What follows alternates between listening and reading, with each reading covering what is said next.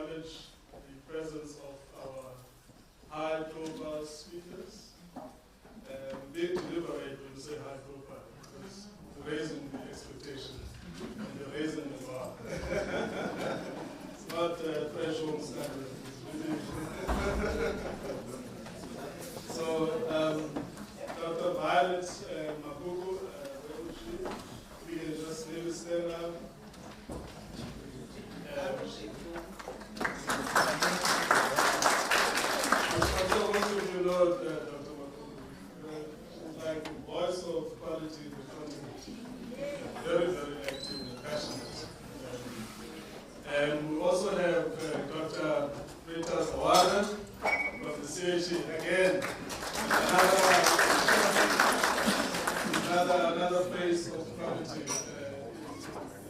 South Africa.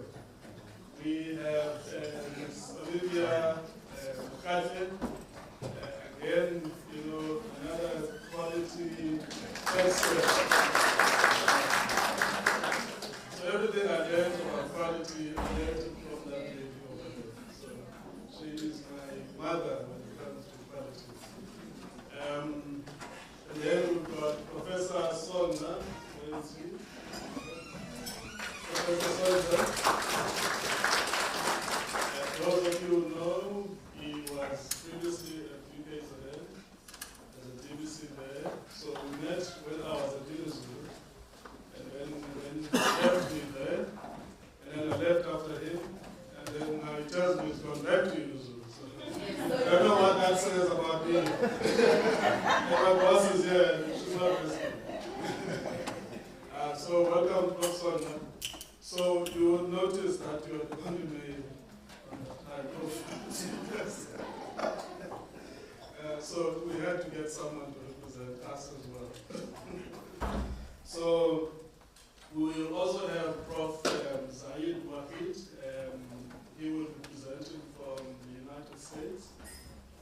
He's one of our leading professors when it comes to educational technologies that will present tomorrow via online platform.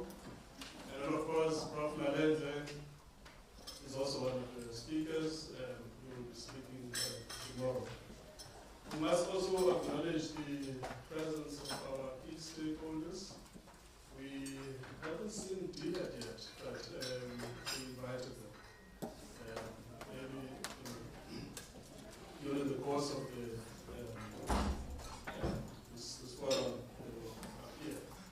And let's also acknowledge SAPA.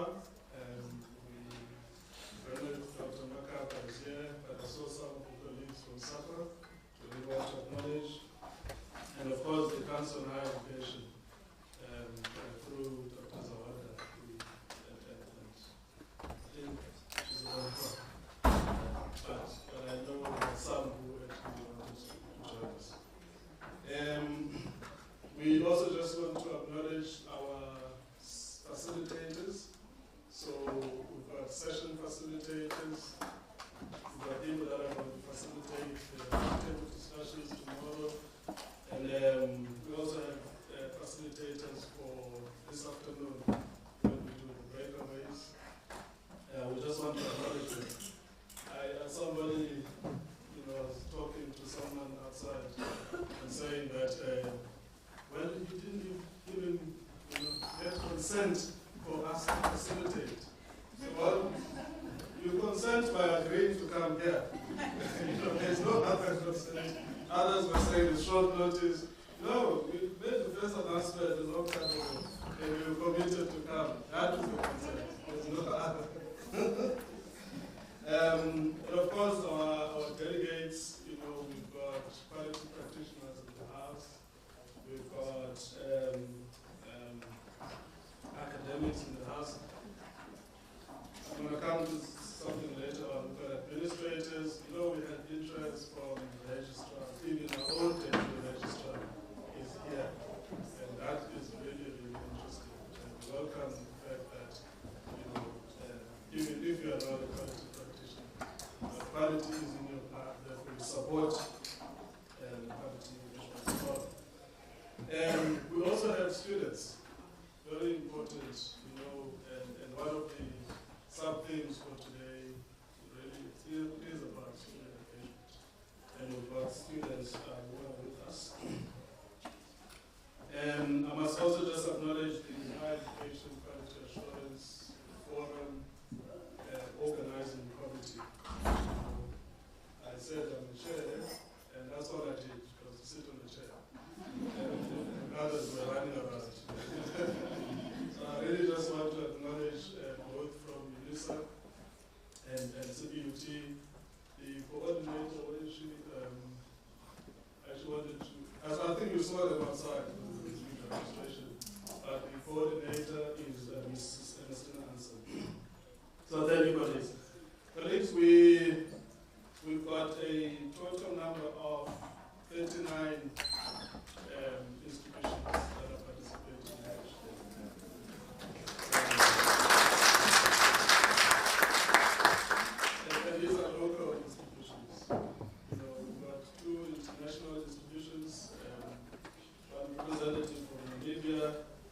Botswana and Zambia.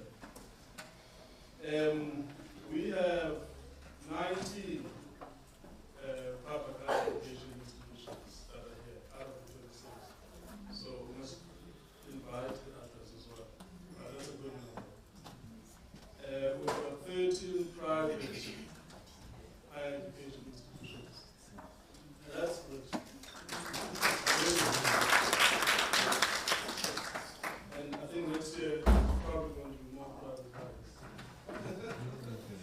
And of course, we also just did a stats in terms of the institution that is, the number of participants per institution. So half of this auditorium is UNISA.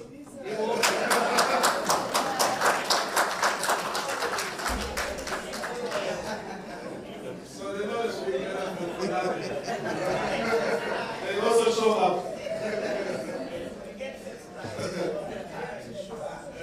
So we also had an interest in terms of people that registered. There's 193 people that registered, but also we just have 100 here. But that is not a bad thing at all. At some point we were worried about the capacity of the building because it takes 150. So we were really worried about that. But then we said, a true determinant is going to be that proof of payment. It's not coming, and there's no commitment yet, so we'll count the proof of payments. So we've got about 100 POPs there. And then we had 16 abstracts that we received. And we must work that out, colleagues, because if you look at the number of people that registered out of the abstracts that we received, that's very low. And if we really are serious about the scholarship of quality, we need to improve that number. Well, one can say, well, perhaps let's look at it against the people that are here. That is still low because we're talking about 16%. So we really want to improve on that. Just to give a bit of background. So if you read a number of documents that have been produced in the past, including your sustainable development goals, goal 4 there talks about inclusive and equitable quality education. So quality education, and that is us. If you look at the chapter 9 of our National Development Plan, it talks about benefit of a high quality education. So it says to ensure that all children have the benefit of high quality education. So already there's an assumption that if there's high quality education, somebody's going to benefit. And that's the transformation we're talking about. And we also talk about building strong and coherent set of institutions for delivering quality education.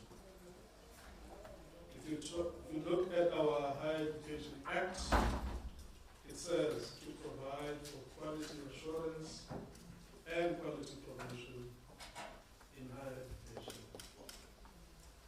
If you look at our Education White Paper 3, a program for transformation of higher education, it really locates higher education as an engine that is going to drive and contribute to the reconstruction and development of the society. And that is very important. If you read again that document, it recognizes quality as one of the fundamental principles that should guide the process of higher education transformation. Now, I'm reading all this deliberately because I think we have a responsibility that these words that are said on these papers, we make them come to reality. So, in other words, we must be intentional about higher education quality. We must be intentional about higher education transformation. So when we say quality as transformation as quality, we're really talking about this intention. We are talking about this point of intersection between these two concepts. And this is what we're really trying to unpack today. That quality without transformation is not quality. And transformation without quality is not transformation. So when we say we must be intentional, we really mean that we need to direct our collective effort, direct our collective will to a specific goal. And that specific goal must be higher education quality. We say even our consciousness needs to orientate ourselves towards transformation of education. So really, that is the key of HEQAF, at least this year. So we need to grapple with these concepts and not just leave them, at graduate day. We need to ensure that at some point we take this thing forward. So we're not just here to talk and walk away. So we really need to commit to realizing what these documents are really saying about what we need to do about higher education and quality. The CHE has been given the mandate to monitor higher education transformation, which is a good thing.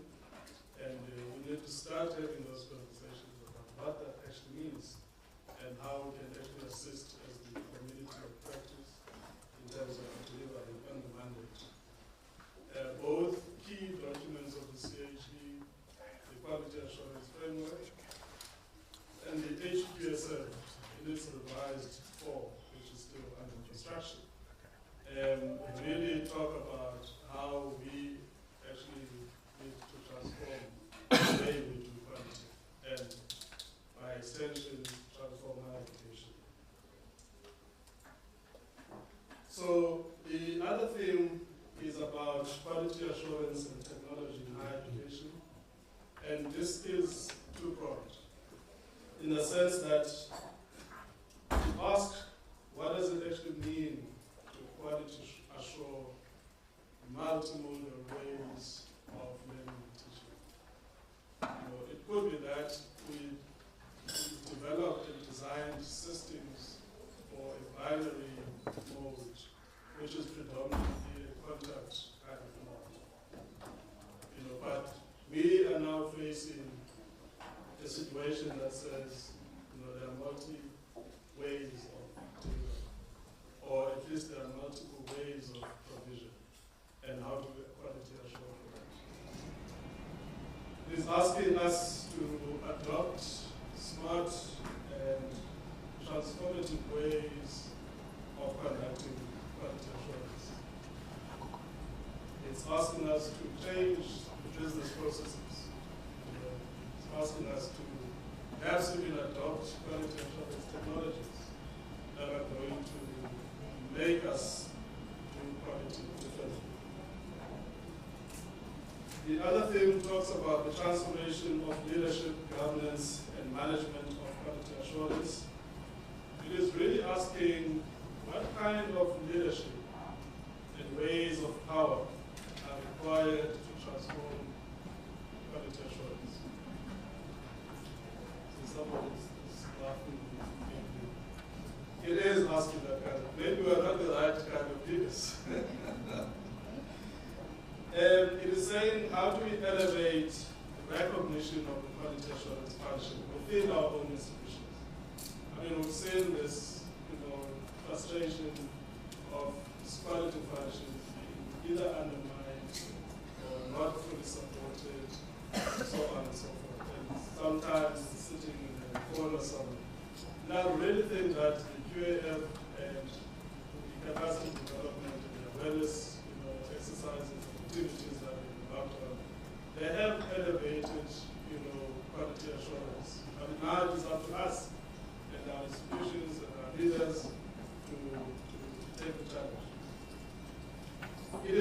asking, how do we become good quality assurance ancestors? How do we become good quality assurance ancestors? Because colleagues, we are here today. We're not necessarily going to be here tomorrow. Or no, tomorrow we still need you, okay, so sorry. And Friday, but really what I'm saying is that, we must lead with the future in mind. This QAF, or this Higher Education Quality Assurance Forum, it should focus on developing the future quality assurance practitioners. It should focus on providing a platform for younger generation of quality assurance practitioners. And we must be mindful about that when you are given a position of leadership, there is succession planning that is part of the way in which you do your leadership. And otherwise, we leave there's gaps in all the work that we're trying to do. We won't fall into some things.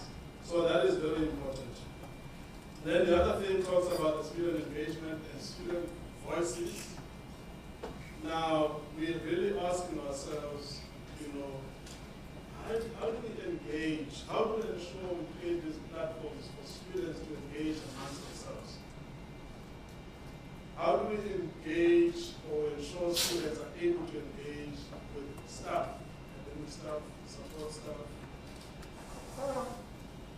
How do we create platforms for students to be able to engage with the leadership of the university in ways that are actually meaningful and engaging?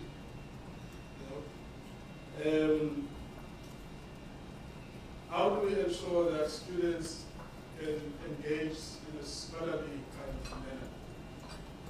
And importantly, how do we invite students to be part of us as quality assurance practitioners? How do we ensure that they're part of our quality assurance activities? So to help us unpack all of this, we have our 4 subject speakers. As I said earlier, Dr. Violet Makuku, Dr. Britta Zawada, Ms. Olivia Mokgatle, and Prof Henriette. And somebody asked, I think it was one of the briefing sessions that we held for facilitators, what type of event are you organizing? And the response was an engagement. And that's what it was. So we don't want a situation where people stand in front and talk and talk and talk and talk, and there's not even time to engage in what they're talking about. Right? The only Q&A, the only session that doesn't have a Q&A is this one. So I don't know whether you want to ask a question sometimes. So if you really look at the program for today, yes, we're doing the formalities, but session 2 and 3 are really about setting the scene, right? About unpacking the sub-themes. And this, of course, wants to provide an opportunity to interrogate the sub-themes and engage with the high-profile speakers. And this facilitators for that is going to be Prof Lalendle and Dr. And then at lunch, we are going to join the CHA lunch hour, the QAF lunch hour, which is on the internal quality assurance functionality being visited. So we are collaborating with the CHA here. So we are going to provide in our rooms, we're going to provide some form of connectivity so that if you want to join the session, during the lunch hour, we are able to join the session. And then, after the lunch hour, it's going to be presented by Britta, and Britta is here. So she's just going to find a small room somewhere and present to the whole world.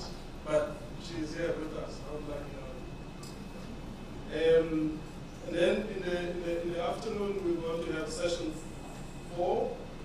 This is really where the people that send us abstracts will be presenting. So that these 3 breakaways facilitators, and then people will be presenting their abstracts. And this is really encouraging for this, that we have people that sell abstracts. We don't want to promote what they call academic tourism, right? Where we just come and attend, really never contribute much. You take pictures there outside, you know, you put them on social media, that is it. That's a contribution. That's not what we want. We are really serious about our sector. And it's also important because sometimes I think we tend to forget that we are scholars in our own rights. I know we don't always have time to write because administration says we must do administration. And there's meetings after meetings after meetings. I mean, I sit in 13 committees of the university. I wasn't there. You know, when we are 5 times doing research, at night perhaps. So we also just want to appreciate the facilitators, Ms. Siyanda Makaula, Janike, Mr. Mtutuze Ngongo, Mr. Violet Makuku, and Nelly Dube, and Ms. Kumla. Again, we were very together. We wanted to ensure that there is maximum participation of all the institutions, or at least most of the institutions that are represented there. So one of the reasons we didn't even ask for permission because, as I said earlier on, we were committed to and then there will be a cocktail at a later stage. So that is really today. And then later on, we're going to talk about tomorrow. And in the interest of time, I thought maybe just give that sort of background and sort of unpack what we are here for. So with that, I really want to thank you colleagues for listening. We are going to get the messages of support from CPUT, from Prof Henriette Hay-Swemmer, who is the Executive Director in the Office of the Vice-Chancellor.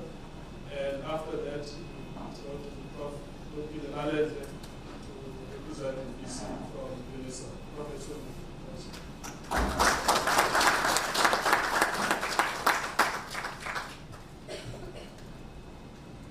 Thank you so much, Sia, and for really a very good orientation of what this conference is all about. I thought maybe on a personal note, you know, when I looked at the program, it says it's also going back to the future of quality assurance. Now, I started my career, I don't want to add too many dates, but I'm almost at the end of my career, so I can say that. But I was very much alive when the quality assurance movement started in the late 1990s. And I had the privilege, I personally view him as my mentor, and talking about ancestors, Sia, I think he is one, and I'm also going to be one shortly. Where I've learned about, and that time it was a very emotional thing. It was a new government, everything was new, and then on top of everything came quality assurance, and you know, it was politicized, and what's going to happen now, and it was really an interesting time. I quickly had a look at my CV, and I checked how many publications I had in quality. And it was quite substantial. I built my academic career in researching in quality. So I'm standing here today not only as someone to give a word of support, but also someone who being part of policies, putting together of the HEQAF. Later on, when I was at the University of the Free State, I established actually a directorate, which was one of the first things, so to say. So I've been walking the path, and I remember how we brought in people from all over the world. It was Lee Harvey, it was David Woodhouse, people from Enschede, Chess, and we thought other people would have to come and tell us how to do it, and just to realize, but the strengths, yeah, it's here in this room, and it was then also there. So CL, for me, I'm passionate about quality. Was, as I've said, part of my career, part of my research. And he's very lucky to have me as his executive, to which he reports, because I understand the language. And I think what works at CPUT also is the fact that this function reports into the office of the Vice-Chancellor. So it's being taken seriously, I can tell you. CL has so much power, he even doesn't know it. And when he speaks, and when he says there are issues, whether it's infrastructure or poor lecturing or whatever, we take him serious. So I think that is how it should be. But on that note, I'm not going to make a speech.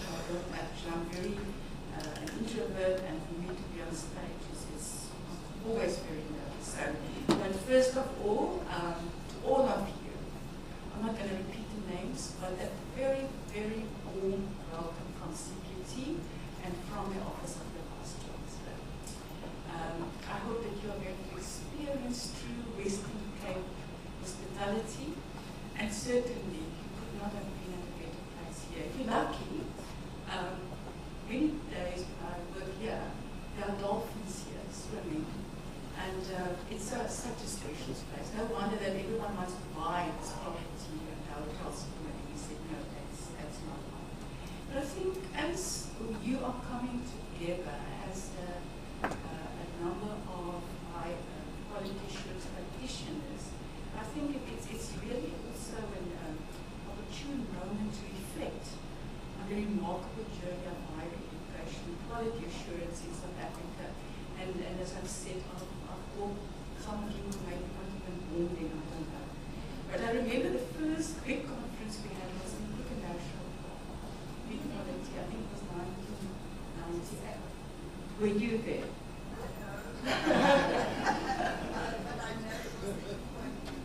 You're right, that was the first big one. And wow, what a place to have such a conference. But I think if we are honest, we will recognize that over the years, our nation has faced many numerous challenges that have shaped the landscape of higher education.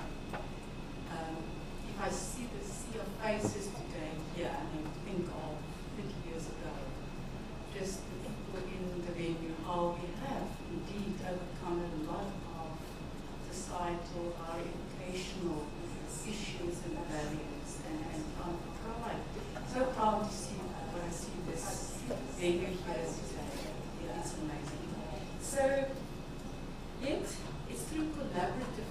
This is what Sia told me about the collaboration between CPUT and UNISA for this conference. I said, wow, this is the right thing. So it's those kinds of collective efforts and commitment in the space of quality assurance that I think that have made really significant strides in ensuring that our institutions not only meet but exceed quality standards. Quality assurance in higher education is not merely a process of compliance. I remember with the first audits how policies were developed overnight. Unfortunately, ChatGPT didn't exist, so people had to write them then, and policies nobody knew about all of a sudden emerged, just in an attempt to be compliant. And I'm so happy to see that we have moved far beyond only being compliant. For me, that is indeed a very good milestone. Because it should be, and Sia also alluded to that, an environment that fosters continuous improvement and transformation. And that is what you will be deliberating over the next 2 days or so. It encompasses the systemic evaluation of educational programs and outcomes, ensuring that all students receive a rigorous and relevant education that will prepare them for the world of work. And I think if there's a time, more than ever, that people like you, real quality practitioners, people that are passionate, are more in demand than ever is now, because we live in a world where higher education is going to change. It cannot stay like it is. Part of the pandemic proved that to us, but the way how our learners will be teaching, how our qualifications will be looking, all of those will not be forever the same, I can tell you. So you are going to be the people, the custodians of a world that we don't even know how it's going to pan out in higher education.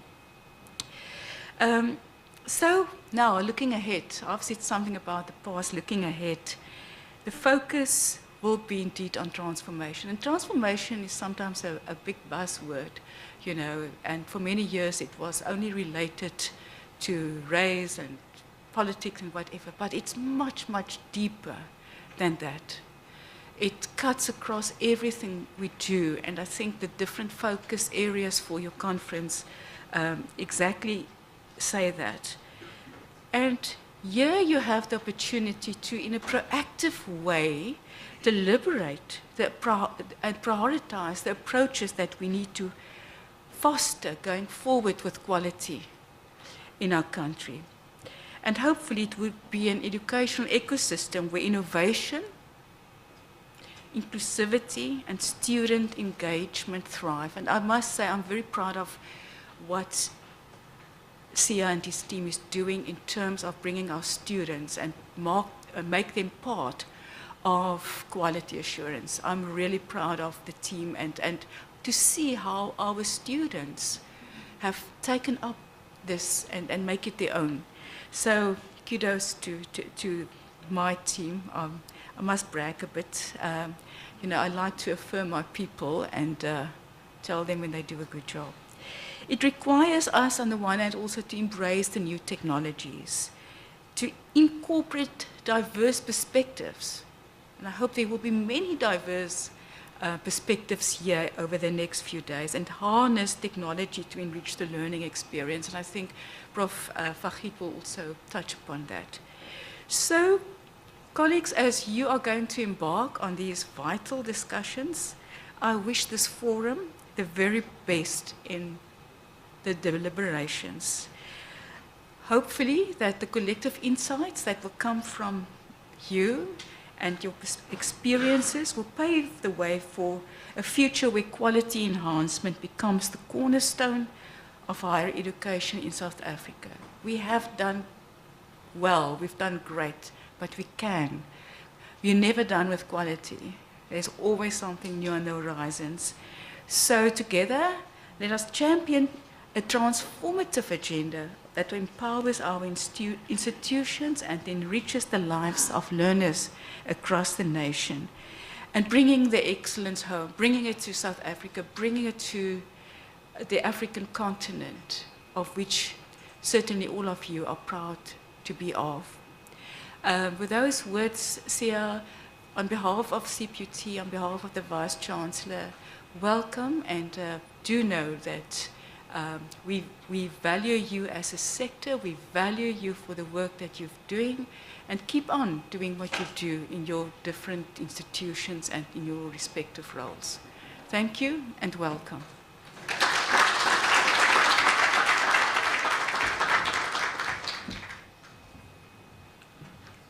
Right, thank you, Prof. So before end of business, I'll be sending a letter requesting a raise. And the witnesses are here, right? Professor Lalendle, please, on behalf of UNISA. Thank you.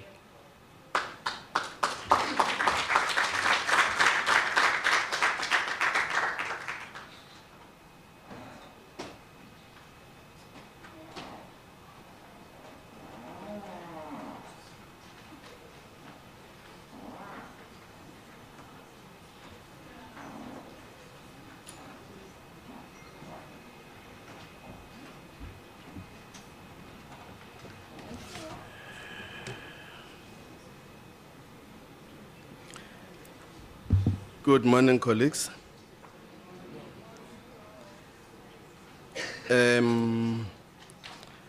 I'm trying to just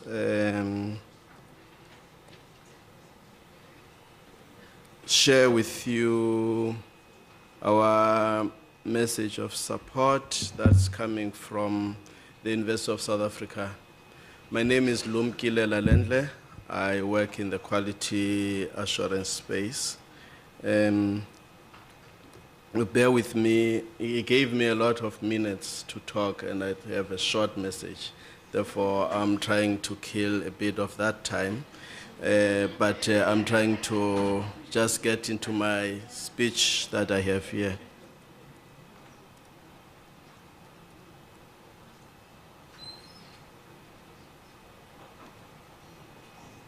Yeah.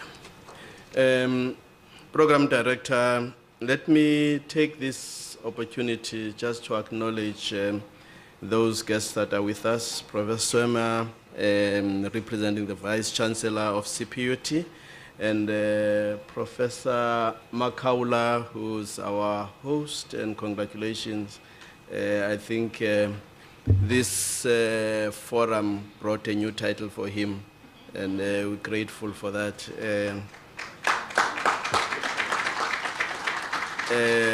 To our colleagues from the regulator, Dr. Zawada, welcome, and also Ms. Mokgatle, Olivia, welcome from Walter Sisulu, Prof Songa from UNISA. I saw him somewhere. He's still around. He's still around, yeah. And then also Dr. Makuku from the Global Culture Assurance space, you also welcome. Others are welcomed earlier on, therefore I'll just close at all protocol observed. Colleagues, I think it's a Monday morning, and I tried my computer. The font is so small and it's black somewhere here. Therefore, I'm going back to my phone. Thanks that I brought it. I had a backup. To the Vice-Chancellors of the two universities in absentia, to the Executive Director in the Office of the Vice-Chancellor, invited guest speakers, presenters, and workshop delegates, ladies and gentlemen, I greet you all this morning. Let me start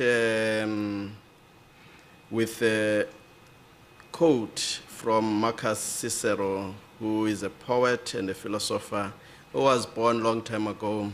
If you know what 106 BC means, and he was assassinated in 43 BC. He was more of an anti-republic person that lived in those particular areas. Therefore, the republic was the rulers of the world, hopefully, in those times in Rome. But he goes, I think I could resonate with some of these words, but I think it's food for thought, because you might not hear much from my speech, but if you remember these ones, it would keep you going for a while. Nothing is more noble, nothing is more venerable than fidelity. Faithfulness and truth are the most sacred excellence and endowments of human mind. The wise are instructed by reason, the average man minds by experience, the stupid by necessity and brute instinct. I prefer younger, tight knowledge, I think ignorant to quality. But I think as I start with these words, I'm trying to actually say this has been a journey and still continues to be a journey. And for us, we always have to remain true to ourselves. And that's what quality assurance really means at the heart of it. If you are true to yourself, you are a practitioner, you would know what you would want to see, and you would know what kind of student you would like to produce and what kind of environment you would like to create. Therefore, those are critical issues. As a disclaimer, this is not the VC's message. It's a message that comes from UNISA, that gives you our unwavering support for quality in higher education, and UNISA being a major contributor to quality assurance within the higher education sector. There is a realization that higher education institutions are making major contributions not just to transformation of this country, but also to make this country competitive in the global world. And as many of you know, the university that I represent carries over a third of the student population of this country. And it can't falter on quality, because then it means that over a third of the graduates of this country would actually not be quality graduates. And we say as UNISA, we graduate every year over 40,000 students. That's bigger than some universities.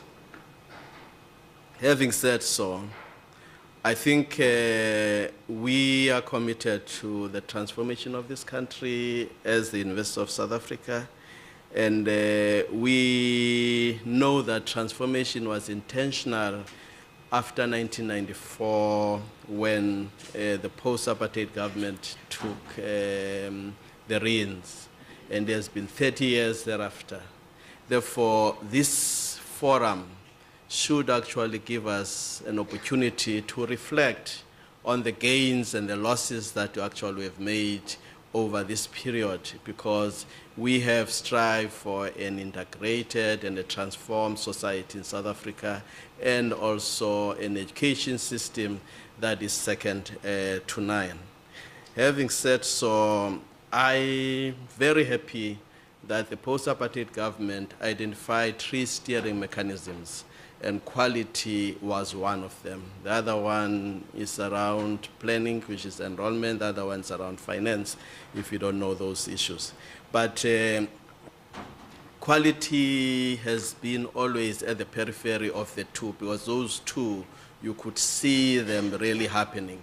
But I think with Britta and her colleagues at the CHE, we're starting to see the good work that you're doing there, and keep on doing that, because at some point you have not just become a watchdog, but you have facilitated universities to take serious their internal quality assurance practices in order to free yourselves and do better things in terms of the strategic direction of this country and the quality assurance space as we move on.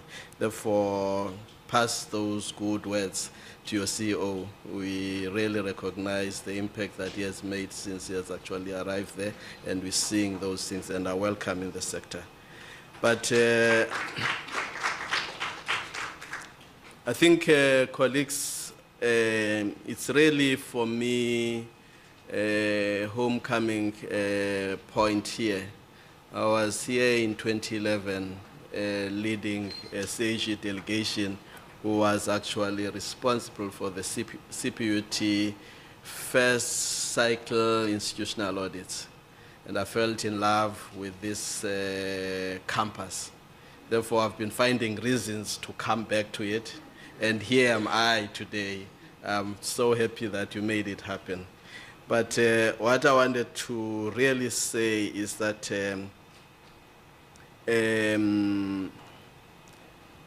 for us as the University of South Africa, men and women who saw it that we should gather here today and reflect on our practices as quality assurance practitioners and higher education providers in the continent. I'm glad that it's not just a public higher education quality assurance forum. We have colleagues here from private providers within this country, and we're starting to build that unity to actually ensure that we function in a more integrative session and also reflect on the experiences from both sides, because we can learn a lot from each other.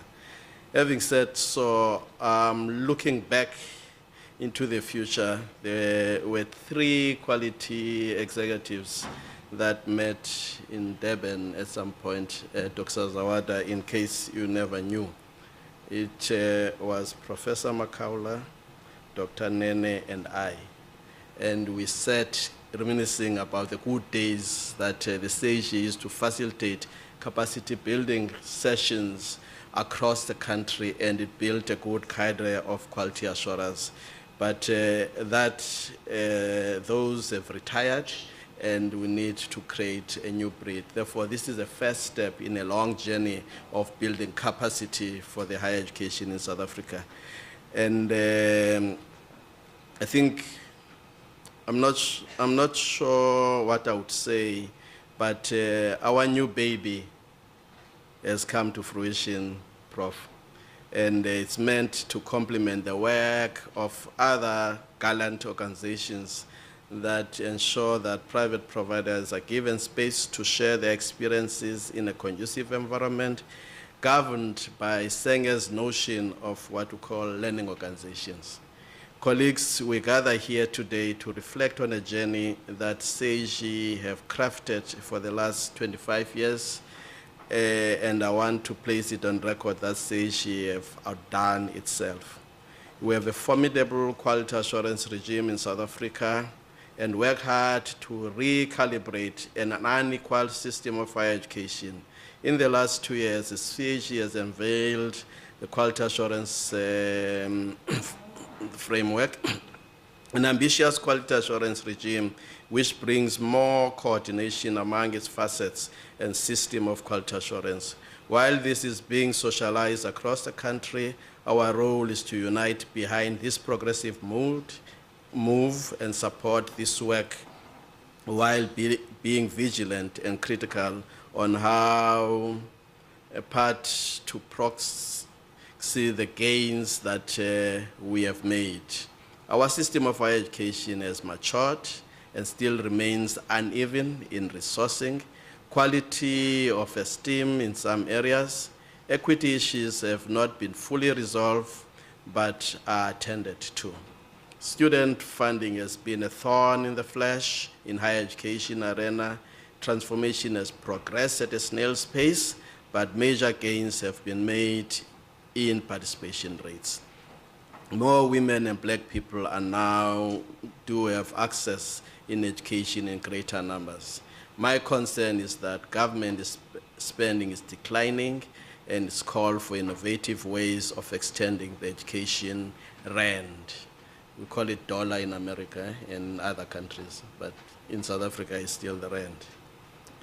As we deliberate today, let it be about the students, not about us. It is important to unmute the student voice at our campuses and make each day count for them. Our universities need to deal with student segmentation and tailor-made intervention to facilitate quality learning and support for the brightest stars of our population and our generations. This workshop must preoccupy itself with what is worth knowing and doing in the quality space. Can we do more with less? It is critical to one of our competitors and collaborators as we foster a culture of doing the right things the first time and also build success from other successes and other ventures. This mental shift or paradigm shift for others need to acknowledge that there is something that can be construed from failure. We have come in our travels across the world with a concept of saying there is constructive failure.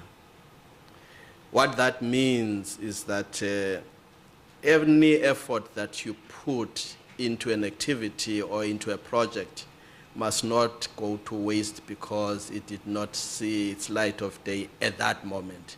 It could have been a preparation for a greater moment, or it can be something that can be readapted and reused in the later times of your working. But colleagues, what I want to leave you with at this moment, I want to say we need then to optimize our learning from this workshop, which require all of us to be transparent about successes and failures in our endeavors, which acknowledging that we live in an imperfect world. Let life win by embracing the quality debates and reflect on practicalities of adopting new ways of thinking, doing, and referring to quality debates and space. I think with these words, I should wish you well and wish you well in your deliberations, and hopefully we can openly engage, because this is a new era for all of us, and this forum is in its inaugural forum for this, and it is not meant to replace any other forums. And I think as I skip around, I forgot even to mention that the Southern African Association for Institutional Researchers do have a quality forum, and the next forum will be in Durban for those that love the sea. And it will be in 2024. I think they would make the further announcement on those. But we are building on those, including the coming workshops and conferences that we've been running. Therefore, thank you so much, CPUT, for partnering with the University of South Africa. And I'm glad to see all the old faces that I've seen and the new ones. And may the deliberations be an epitome of excellence. Thank you.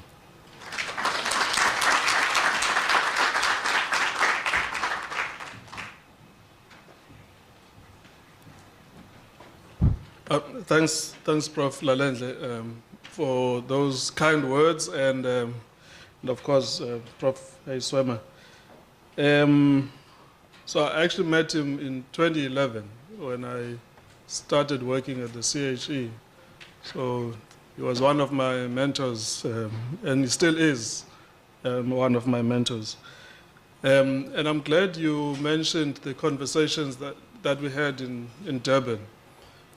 You know, and I thought I saw Prof Stephanie Burton here, because she was part of those conversations. And it was in the evening at a restaurant, so, but I had to buy them a bottle of wine and watch them drink this thing.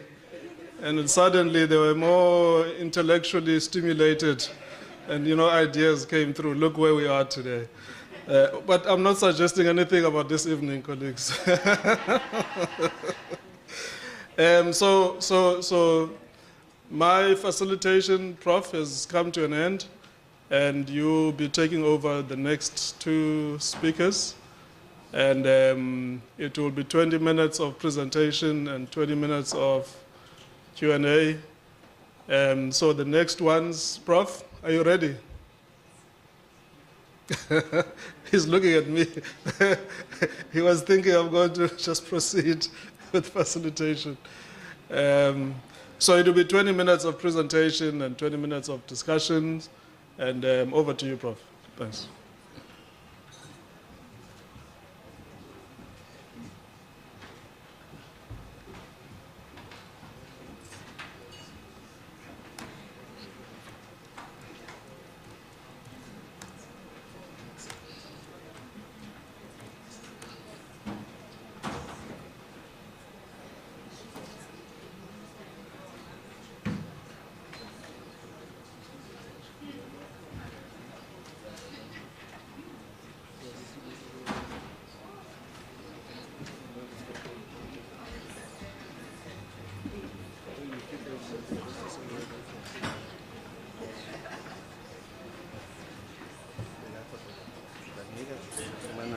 I'm just adjusting.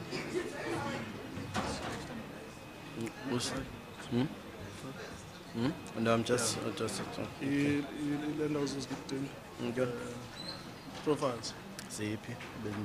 On the But can you make if we use someone available? Which one? The profiles. What's up in Tumela?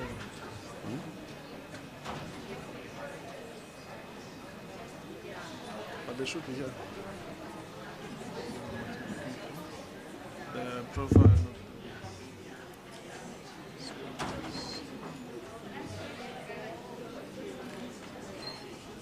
Who's starting?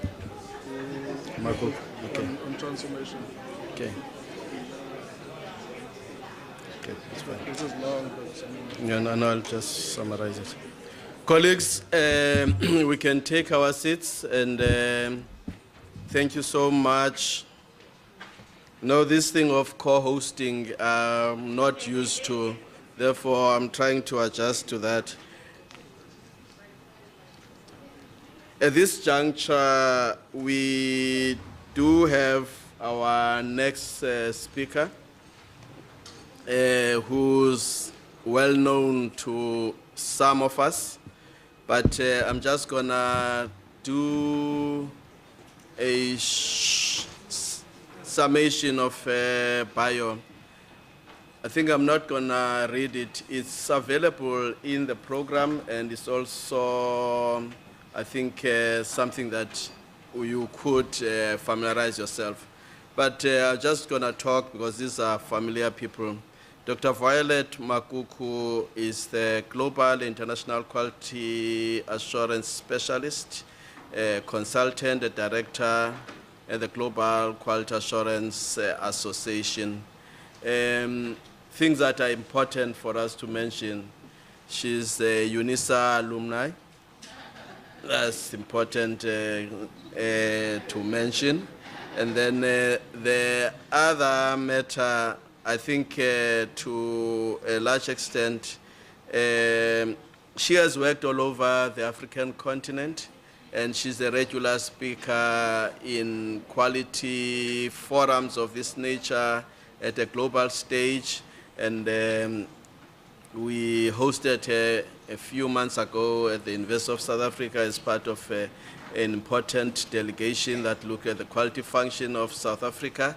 And I'm glad to have her speak, and I think he's speaking on the theme of the conference, which is we are looking at quality as transformation and transformation as quality. Dr. Makuku, I think the floor is yours. And I'll be timing every speaker. You've got designated time. Therefore, I'll be sitting over there. Whenever you speak, you want to check how far you are, just look towards that end. Thank you, colleagues. Let's give a round of applause.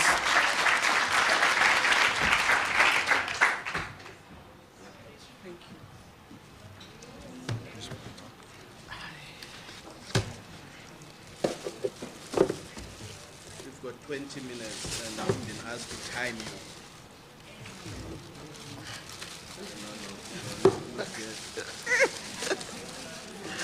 Okay. I whispered to him, all protocols observed. It's a great honor and privilege to be before you to talk about quality and quality assurance, and also to make contributions.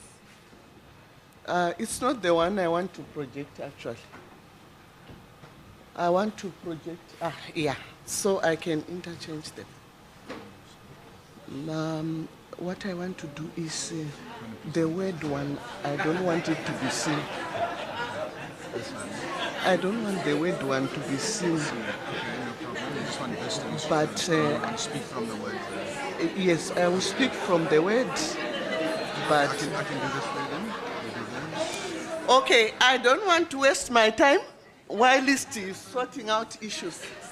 So now, ladies and gentlemen, I just whispered to Prof Lalendle that I wanted to bribe him for more time. He refused. Typical of real quality assurance practitioners. We are talking of... Looking at the first one. No. Let's go down. And then you must just bring it over the mouse. A mouse I do have. Where is it? So it's on the screen at the moment. So so it's behind you. So that's the presentation, and then you can see the word over here. Okay. Do you want it both to be on the screen? No.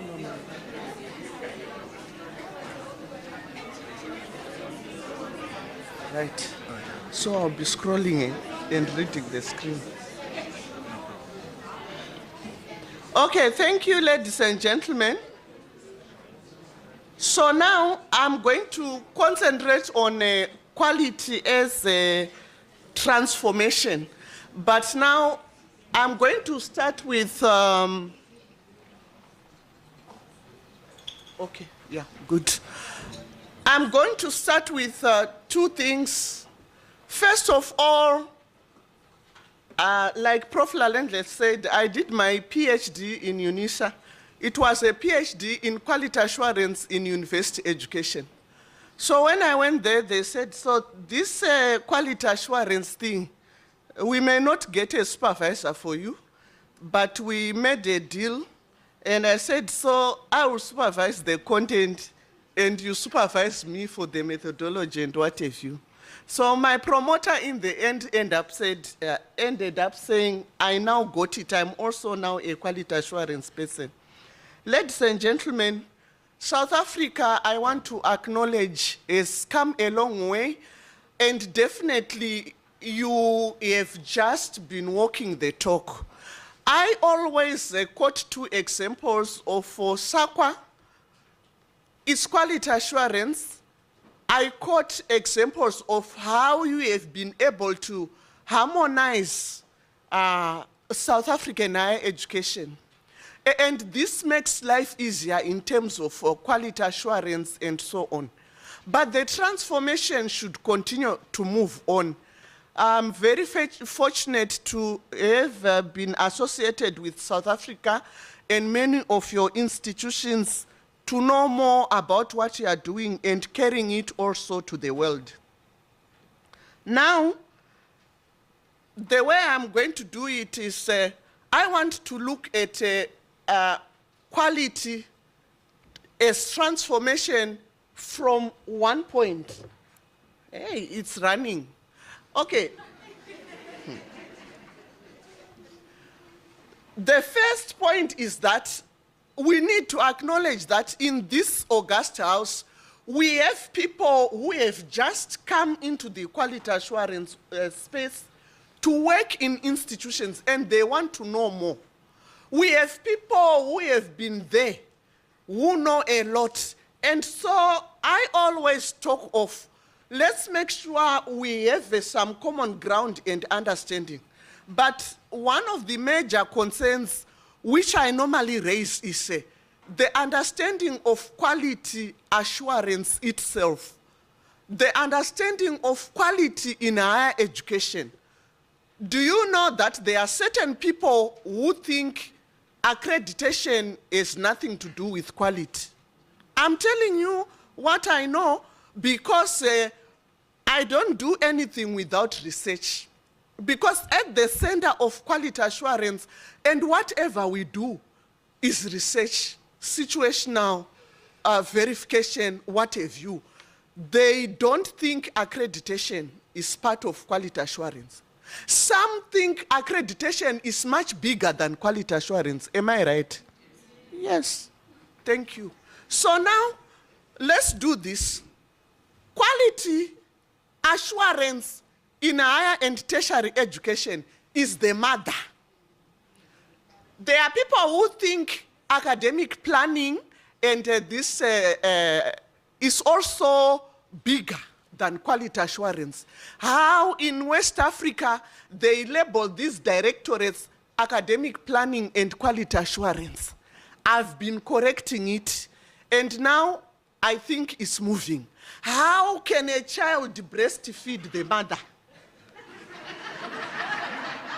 Academic planning and quality assurance. No, it should be quality assurance and everything. So very, very quickly, if quality assurance and quality in higher education is the mother, what comes under it? Academic planning, monitoring and evaluation, rewards and punishments, which is my very, very best. Because with what behaviors which we don't want, and we elevate behaviors that we want. We have accreditation, we have monitoring and evaluation, we have risk management, we have disaster management. The list is endless. I can do up to 12 if I had managed to bribe Prof Lalendle.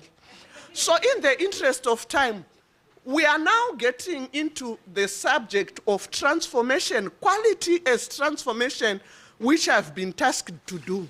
But for us to appreciate my presentation, I just want to start with two very, very key examples. But there are more than two. The third one is the most recent, when we had the COVID-19 pandemic and lockdowns.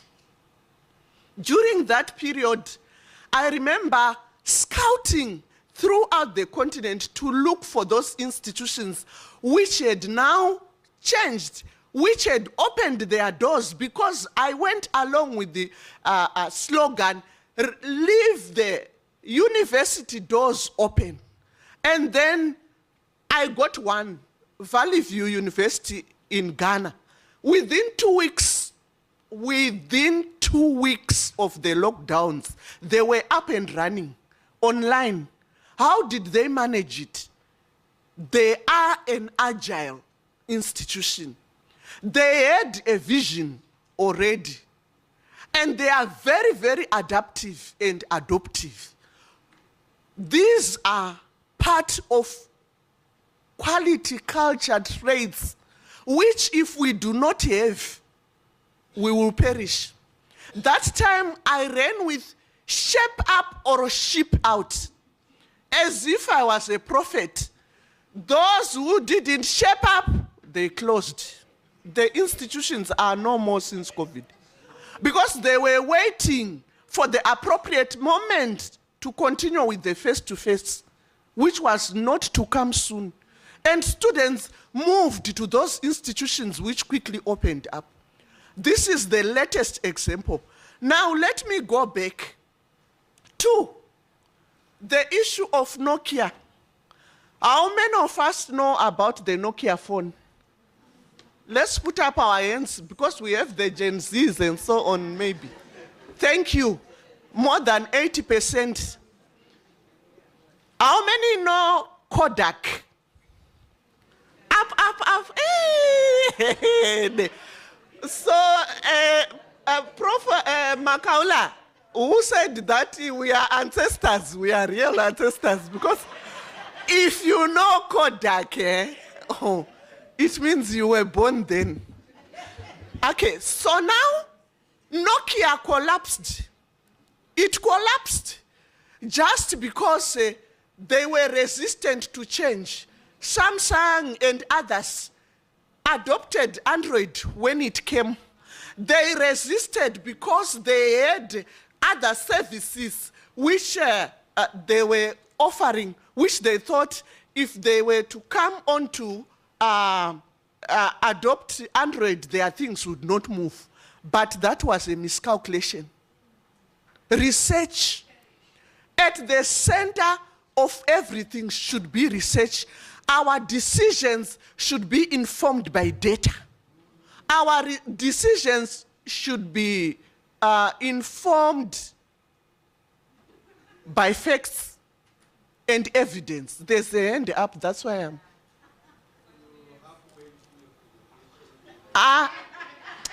Prof Lalendle. I'm looking for my document. Hey, the word document has disappeared. Can you come and help me? So these two examples are part and parcel to make the basis of the understanding of what I'm going to say now. So now, I'm going to talk about this quality, that for transformation to take place, quality starts with you, it starts with me. Because there are people who are in the habit of pushing responsibilities to others. And when it comes that things are not moving, they still push not only the responsibility, but also the blame to others. But if quality starts with you and me, that cannot happen. Right. This one is no longer moving, but I'm going on. So it's on 2 screens. So if you swipe to the right, then you go to the Okay, to the right and to the left. I don't want people to see. Yeah. Okay, so now let's move. Having talked about the case studies, I want to talk about the lessons that were learned. When the times get tough, you have to adapt. But before you do that, you need to learn how to change. So we want mindset change first and change management. There are people who just come. You know, when you are skinning an animal, there's a strategic way of doing it. And so people just start from anywhere. It's not appropriate. You won't get to the goal. We need to be strategic.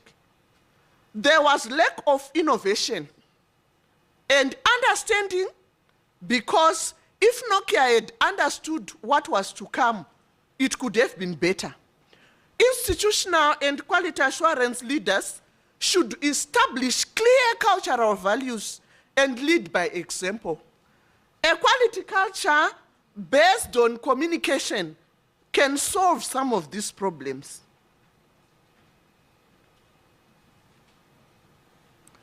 A strong focus on data-driven decision-making through analysis, a holistic approach of assessing the world situation is important. But one of my challenges, which I see why transformation in some cases is promising but never sees the light of the day, is piecemeals. Piecemeals. Let's tackle this, and then we tackle that. But do you have the holistic picture? Or it's like an elephant where you touch the tail, you think you have touched the whole elephant. You touch the track and then you think that's everything. So let's look at holistic approaches, inputs, processes, outputs.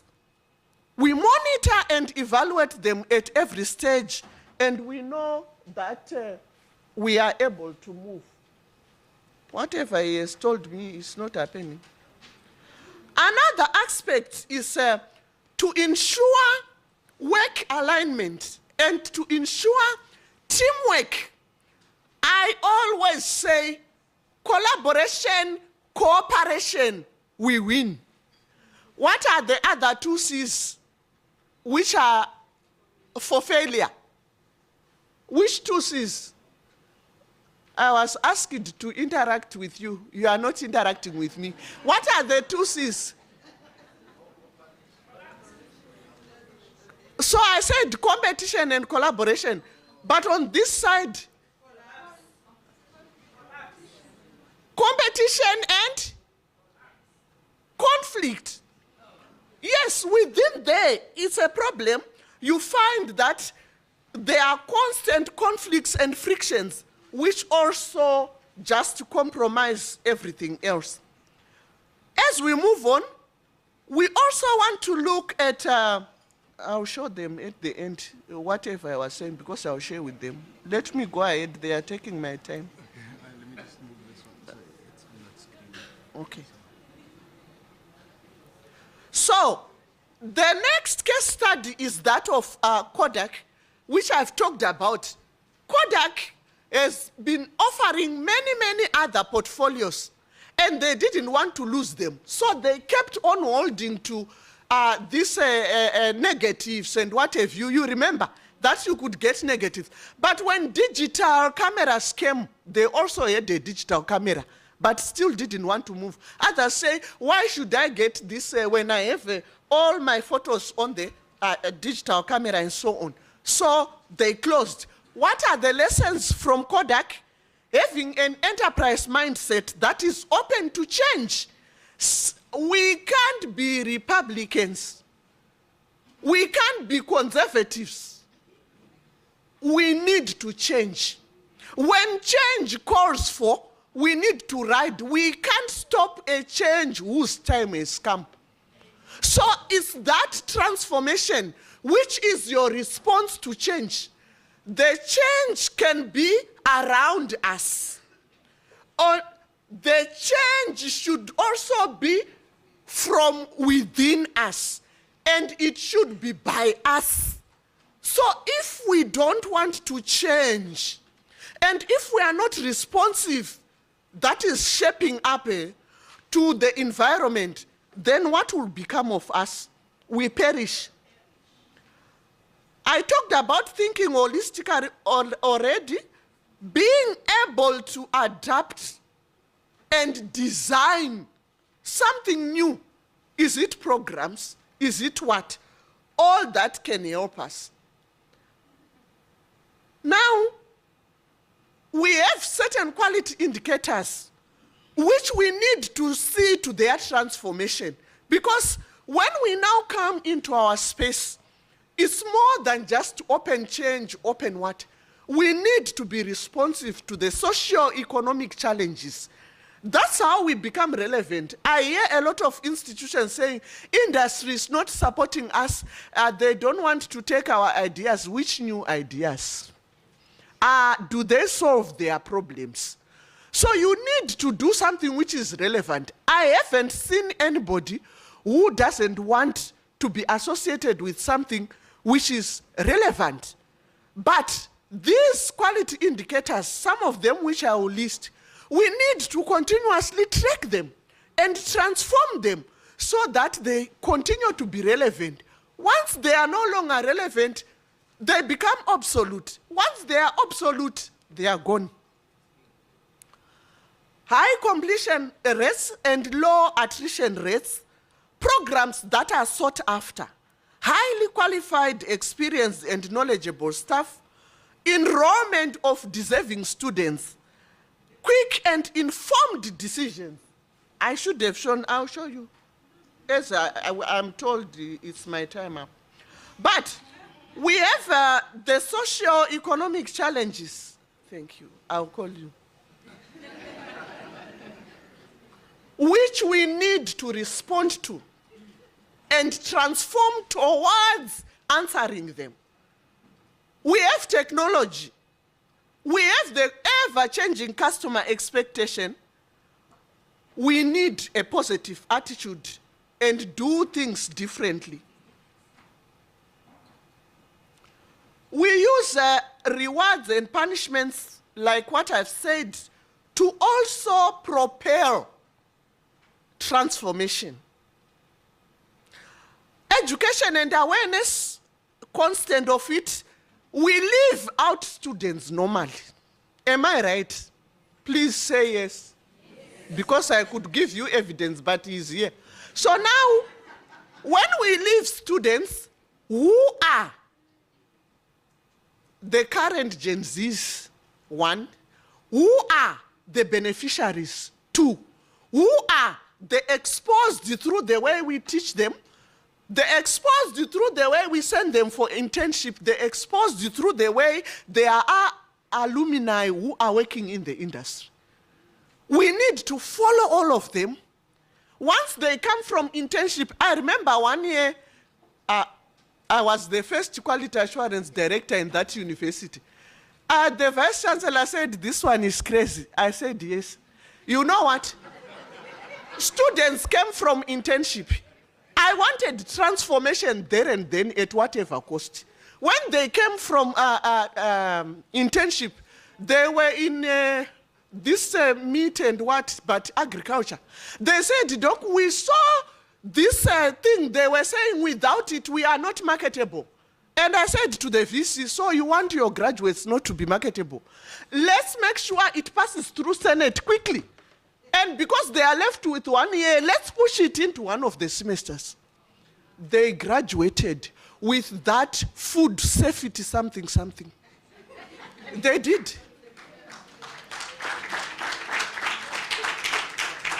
But in terms of transformation, it's not for the faint-hearted. It's not for those who say, they will isolate me. It's not for those who say, I'm new in this workplace. It's not for those who say, I'm young. It's not for those who say, I'm a lower level staff. No, those excuses do not hold water. When we now talk of actual and real transformation, no matter who you are, we have initiators, we need them. Innovators, we need them. No matter who initiates, no matter what position, their age, their gender, they come from the north or south, they are from this political party or what, it doesn't matter. For transformation, let me do it like a washing line, whereby we are all for transformation, this washing line. But on the washing line, we have wooden pegs, we have plastic pegs, we have yellow pegs, we have blue pegs, but they are all meant to just hold to hang the clothes to dry, which is our transformation. And so you should be one of those pegs. Forget about everything, your color, what you are made of, but be part of the transformation. And it helps. He's coming.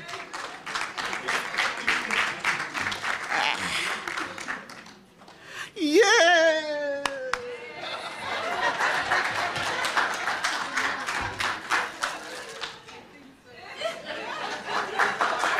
He has taken the bribe. Prof Lalendle, just a minute there. So now these trophies, they are for the best male and female after this event at closing. Because I believe in rewards and punishments. Maybe we will reward him for bribing, accepting the bribe. Now, the quality assurance personnel, let's zero down to us. We want quality assurance personnel who are knowledgeable, who do not practice quality assurance as policing. Huh? We don't want those who only comply to the councils for higher education. Because I can tell you for sure that in most cases, we have institutions which are loyal to external quality assurance to the extent that I've done institutional assessments and evaluations for self-improvement, where institutions confess to me that we went and take a laboratory equipment in order for our program to be approved by the chair. You are doing it for who? When they go, you take it back to that institution. The chair too. People are doing it because they know there's a loophole. Which loophole is that? If we say we have transformed and we go backwards, is that real transformation? Now, COVID came, we all did blended. But blended is good. It's good because right now, when you look at industry, our blended learning is doing two key things. One of them is that we are using it as a vehicle for teaching and learning. But at the same time, there's hidden curriculum. The students are learning technology and its use. We are building confidence in them to use it. That is what is prevailing in industry. So when they graduate and go without, that's how we are labeled. We are producing half-baked graduates. And we start to just wash dirty linen in newspapers denying it. You shouldn't deny. Don't deny when you are not transformative. Don't deny when you have a software in accounting of 2014, which you are using, of 2019, which you are using, when banks have changed the software 4 times by now. Where will they work? Table. What have you? Paynet is 20 before 2015. I'm just giving those things which we have power to transform, but sometimes we just find excuses. Now I'm also fed up by people who say, this transformation needs money. You are lying. Not everything about transformation requires money.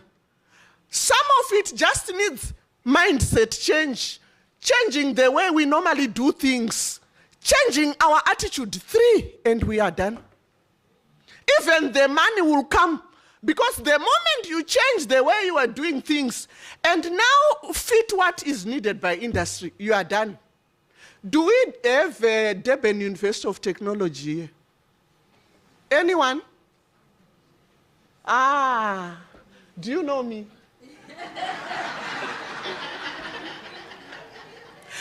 I went to Durban University of Technology in 2017 to do them an institutional assessment and evaluation for self-improvement.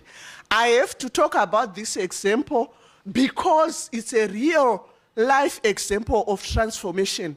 It's not that I'm picking them because that's what I know, but I know many other institutions are doing the same.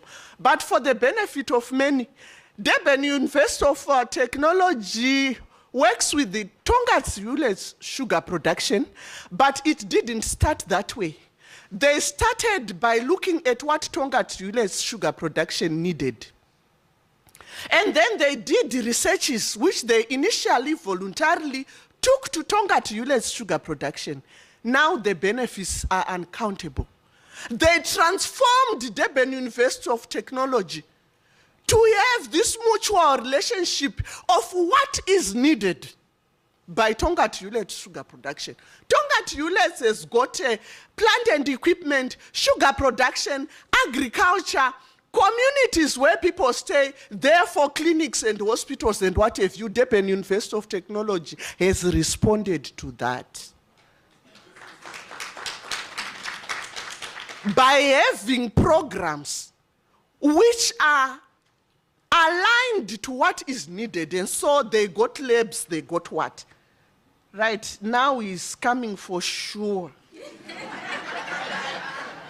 He's coming. Drivers of change. Now, Prof, honestly, don't return my bribe. Now I just need 3 minutes. Drivers of change for transformation. Culture. Personal culture matters. Institutional culture matters. That's how you see that for institutions, some which came after you are doing much better than you. It's because of the culture of that institution. When you see at national level, the nations which are fast moving, it's the culture of that nation. Agility, adaptiveness, and many others. Research, situational analysis, skills gap analysis, action research, verifications, all forms of research. Don't go and waste the resources, including money, time, and human resource.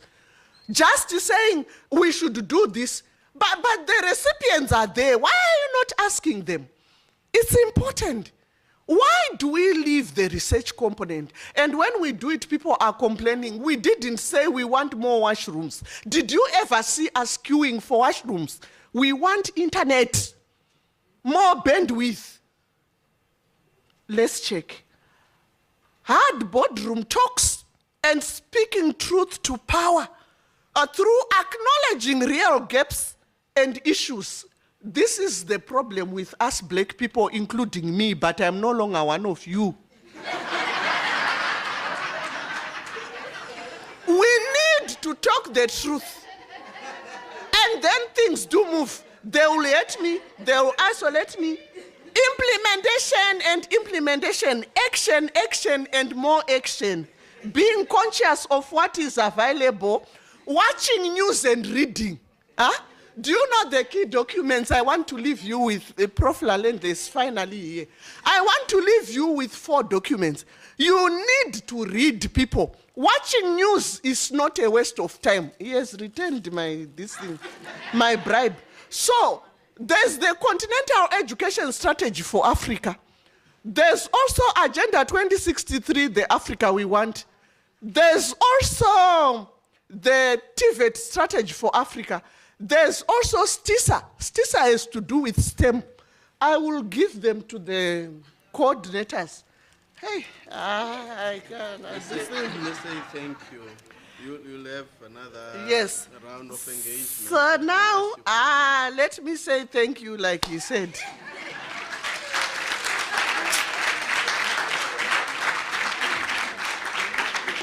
You can take a seat.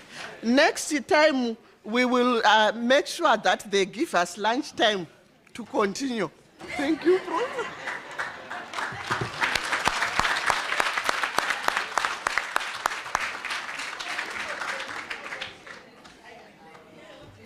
Colleagues, I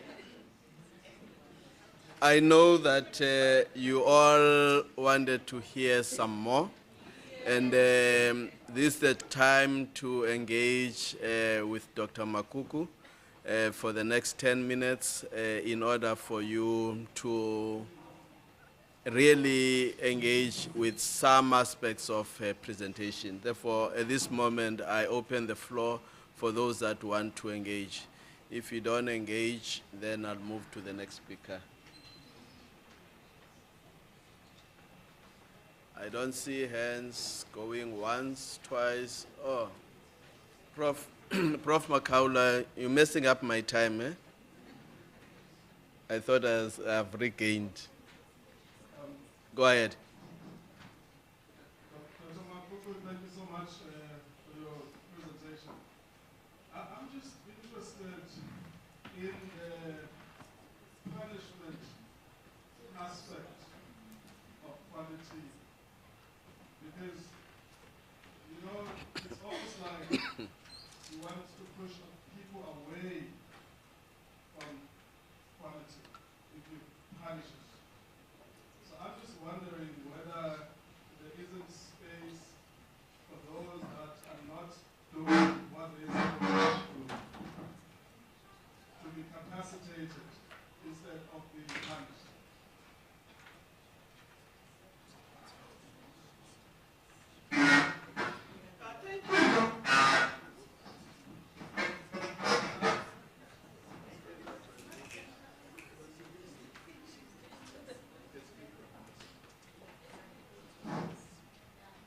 Hello, Doctor. Now we are Prof Makaula. We didn't finish the presentation, but what I want to tell you is that we need rewards and punishments, because I used to wonder why we have prisons and so on. But coming back to higher tertiary education, we don't have time. We don't have time, and we really need two things. When people do well, let's reward them. Reward them. People, when I say reward, what comes into your mind? Money, material things, and so on. Just a commendation letter is okay sometimes. In terms of punishment, there are people who have then taken a part, they continuously take a larger chunk of the community which is doing well within our university, to the extent that we need to punish them. How do we punish them? Those latecomers, or those who don't come to work, we can even deduct salaries from them. Yes, yes. I got an extent where people did not like me, but they liked me. Because today I solved your problem with that one. But next time that one comes in, all of you, because I eventually solved your issues, when we deducted a salary from someone, it means it helped those who were being overloaded and the students who were being compromised. Now look at the gains and percentages of those who are suffering. What would you do? Thank you. I hope I've answered. You recognize that?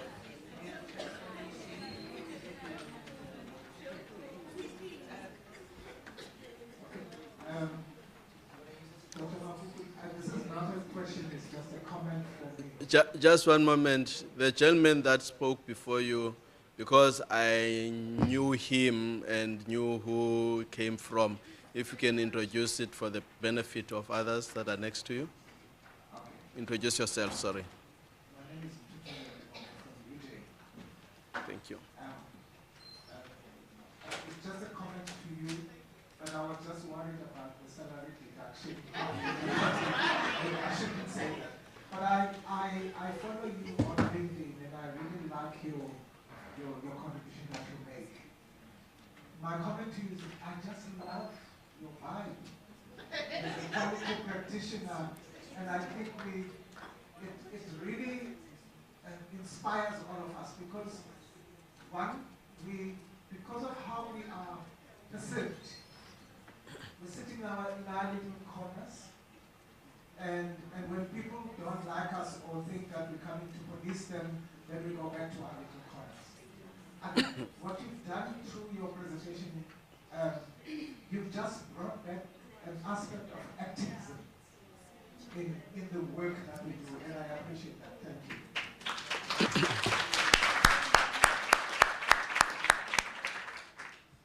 Any hands? We are in business. We want those that want to ask questions to engage.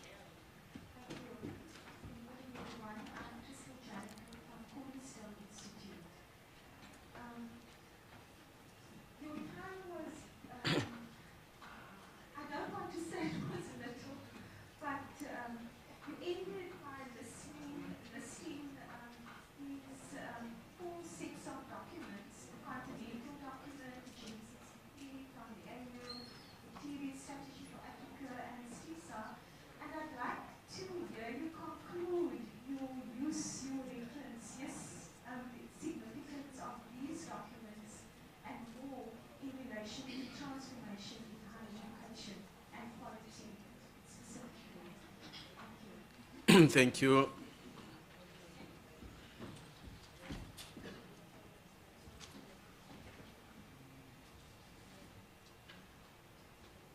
Come down a bit.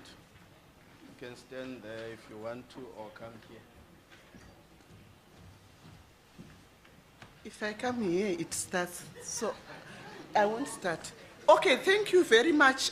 First of all, in fact, if I had concluded my presentation, just to add to the gentleman, I could have gone on to the issue of activism, that therefore we need to be known.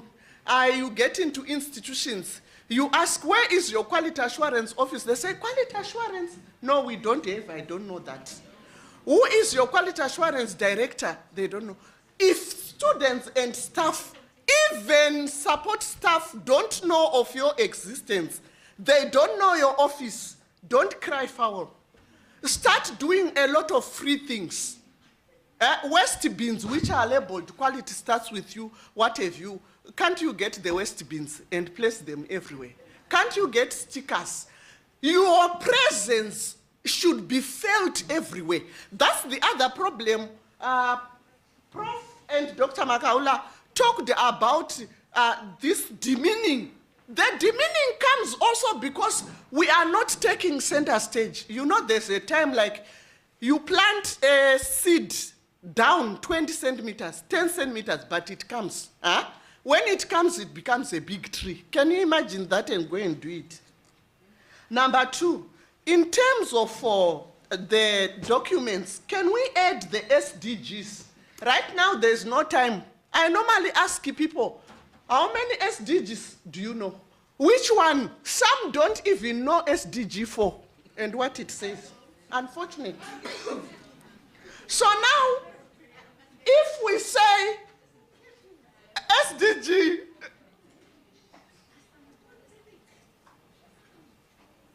yes. Okay. So, if maybe some people do know, some people, you ask them, they tell you, I only know quality education, or not to label the SDG.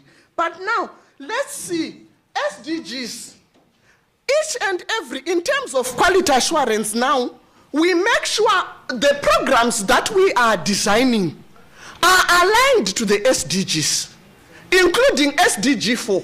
But you know, all the SDGs, they fit into SDG 4. Am I right, ladies and gentlemen? So now, if you say we can't contribute to SDGs, it's not really true, because those in fisheries, those in industry, those in agriculture, those, every degree program responses to at least one SDG. Coming to CESA. CESA is the Continental Education Strategy for Africa. Quality as a Prof Lalendle went by picking quality statements from all the South African documents which are being used. You find that the issue of quality education, equitable, and all that is also seriously captured in the Continental Education Strategy for Africa. Research, as it informs quality, is also captured there.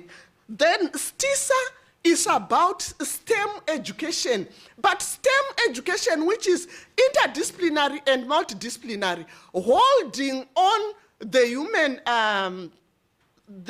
humanities as disciplines, which we sometimes undermine when we are universities of technology, when we are universities of science and technology. But now, I know, in some institutions, the interdisciplinary and multidisciplinary approaches, they are a quality component, which is now transforming the nature of the degree programs. You'll have a chance later. Okay. Colleagues. One of the main things is these documents, they have been crafted with the assistance of our ministers of education at continental level. So it's not something that has been picked like from the streets and we run with it. Thank you. Thank you, colleagues. Let's give Dr. Makuku another big round of applause.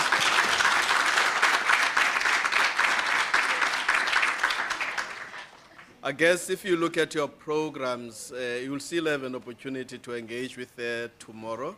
Therefore, she can rub on this activism which older people like us have lost because there's no struggle anymore. I don't know what's available.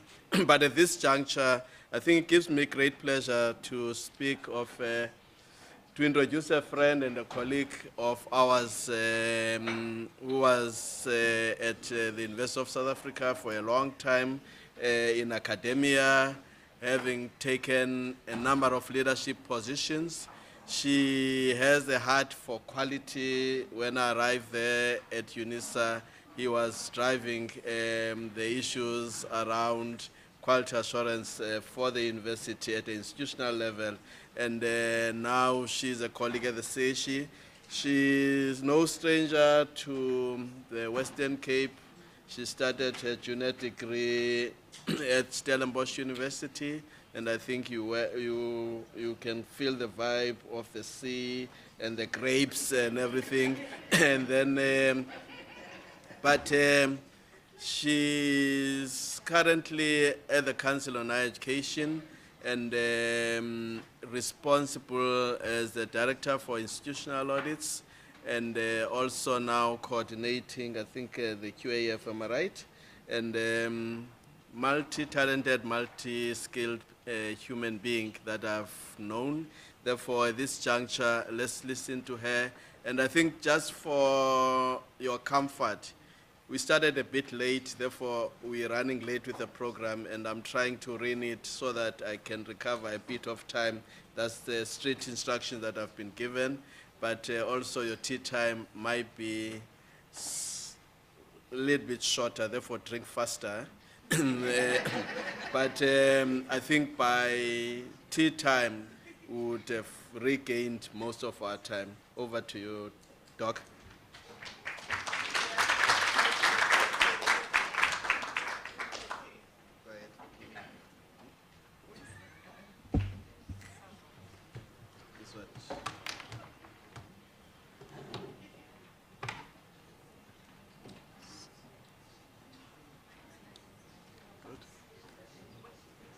So when do I have?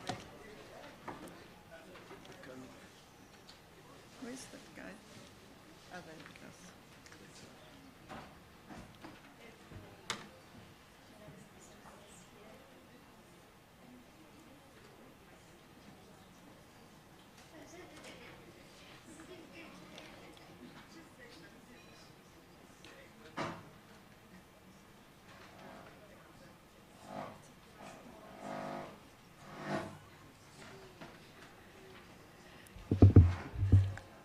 Professor Lalendle, till when do I have?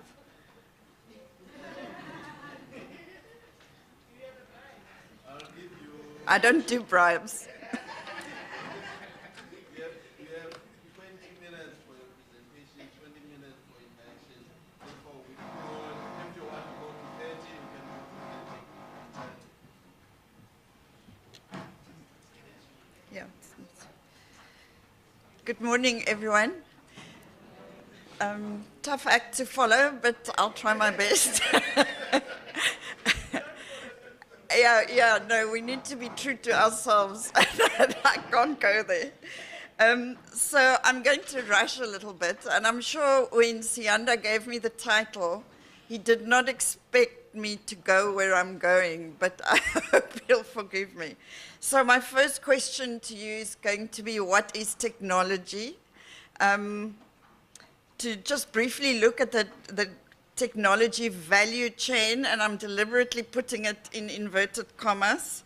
Then the role of higher education in technology, but then turning it around, the role of technology in higher education, first of all learning and teaching, but then also in how we manage higher education. And then lastly, data as an intangible product of technology. Some of it are my own ideas, but then I will be referring to the draft higher education practice standards that we are busy developing for the QAF, which are research informed and have been developed by communities of practice. They will come to you for consultation in due course.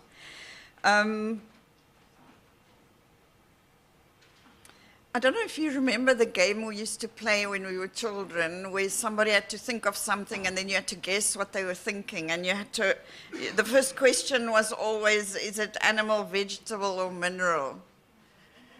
And then I was going to do this with you, but in the interest of time, I'm not going to play the game. But if you look around this room, what is not technology?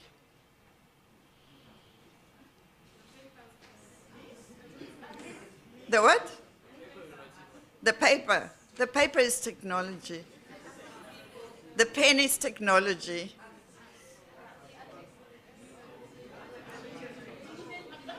There's nothing in this room except your bodies that is not technology. Even your clothes are technology. Everything in this room is technology except our physical bodies. So I've condensed this quite a bit, but I think it's very important that we remember this. The walls are technology, the light is technology, the chair you're sitting on is technology, the table. And so very often now when we talk about technology, we just think of digital technologies. And it's important that we don't do that, because then we start assuming that the rest of the technology that we've become socialized to, that we've become used to, we take it for granted, and we take it for, it's part of our environment. So just to keep that in the background. So we talk, technology can be things, processes, and products. It can be both tangible and intangible. So say, for example, if you think of the QAF, right? It's a technology. It's an intangible technology, but it's a product of human endeavor that is not a natural thing. Even quality assurance and processes around quality assurance are technologies in some way. If you start thinking of prehistory and the history of tools and artifacts, so we need to, when we think about technology, need to not just think of computers and the internet and digital technology, but to think back to right when our ancestors first picked up a rock and started making a tool to enable something. And then the important part, I'm now looking at Dr. Tula and I'm getting scared because she's an anthropologist.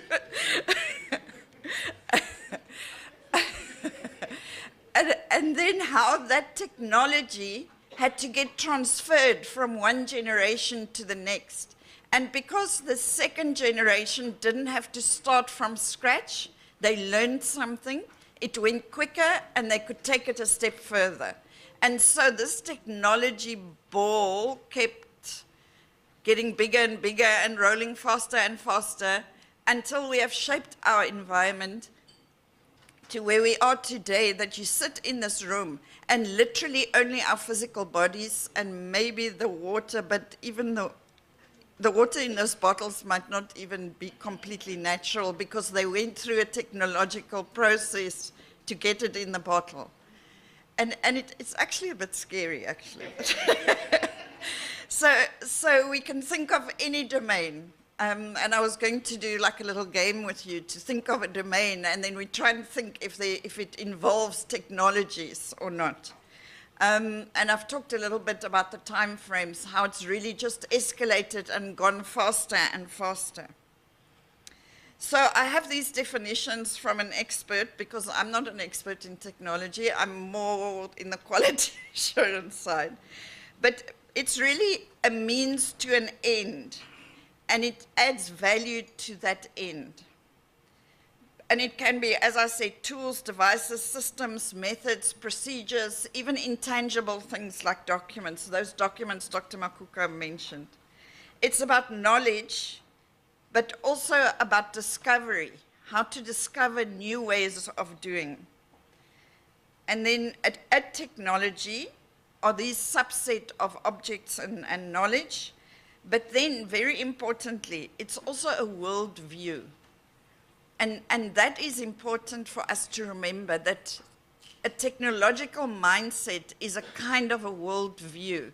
And I'm not saying it's good or bad, I'm just saying we need to be aware of it, that it's a world view. It shapes the way we act, it shapes the way we interact with each other, it shapes the way we interact with our students, it shapes the way we interact with the environment. And so it's important that we remember that it's everywhere, and it is shaping the way we are human beings today in our world. Whether that's a good or a bad thing is I'll leave to you. So I talk about this value chain, and as I said, I deliberately put value in inverted commas because the value may or may not be positive, and it depends on each of the different technologies on whether it actually contributes to the good of all or not.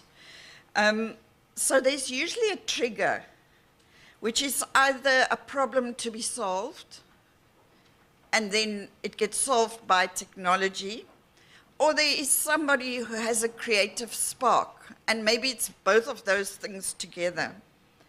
Then that creative person designs maybe a prototype, tests it, it gets then produced and multiplied, it goes through a marketing and socialization process, gets distributed to the world, and it gets used.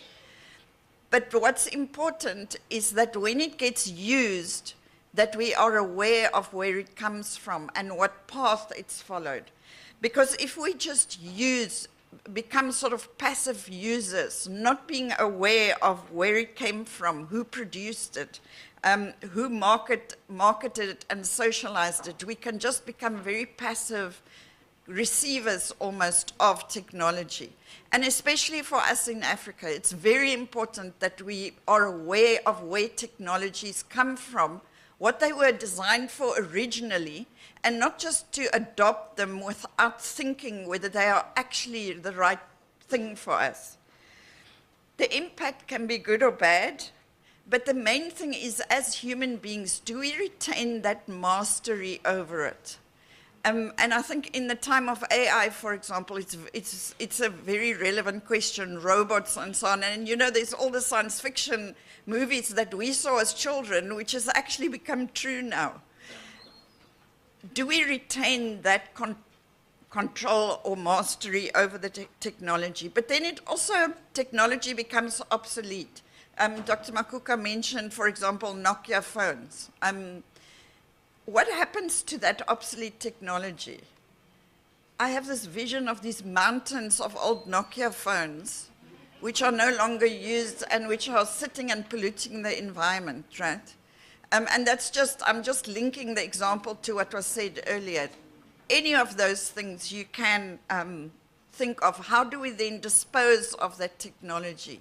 just moving on to the newer, the best thing, buying the newest phone after 2 years, not because the old one doesn't work anymore, but because we want the newest one. So the role of higher education in technology is that we're part of the creation of it in terms of knowledge creation, in terms of quality research. We're meant to be part of technological innovation. We are busy at the CHE to develop a higher education practice standard for research and innovation, to look at that value chain. How do we go from research to innovation? But also we're part of the dissemination to different audiences, not just to our students. We are knowledge disseminators to society as well. As universities, as higher education, we need to make sure that what we disseminate in terms of our sort of stance in terms of technology is thought through, that we don't just become these adopters and then we pull all of society along with us, but we're actually going in the wrong direction. Obviously, the knowledge dissemination can be more general about technology in general, or it can be very specific. But then this idea of the technology in the world, in society, in the world of work, and Dr. Makuku spoke about that. How does that get into your curriculum? How is your curriculum relevant so that the skills and competencies that you teach your students are actually fit for purpose for this time? And it's important that we don't focus just on the instrumentalist kind of ability to use technology, but that we are higher education, so that in that higher education there is an understanding of the technology, not just an ability to use it in a kind of instrumental way. The values, ethics, attitude, and awareness that goes with it, and the kind of graduates we produce, and how they understand technology. So all of this in the curriculum, and how the students then go out and think, and not just experience, but think about technology and how they live that in their world of work, in their lives going forward.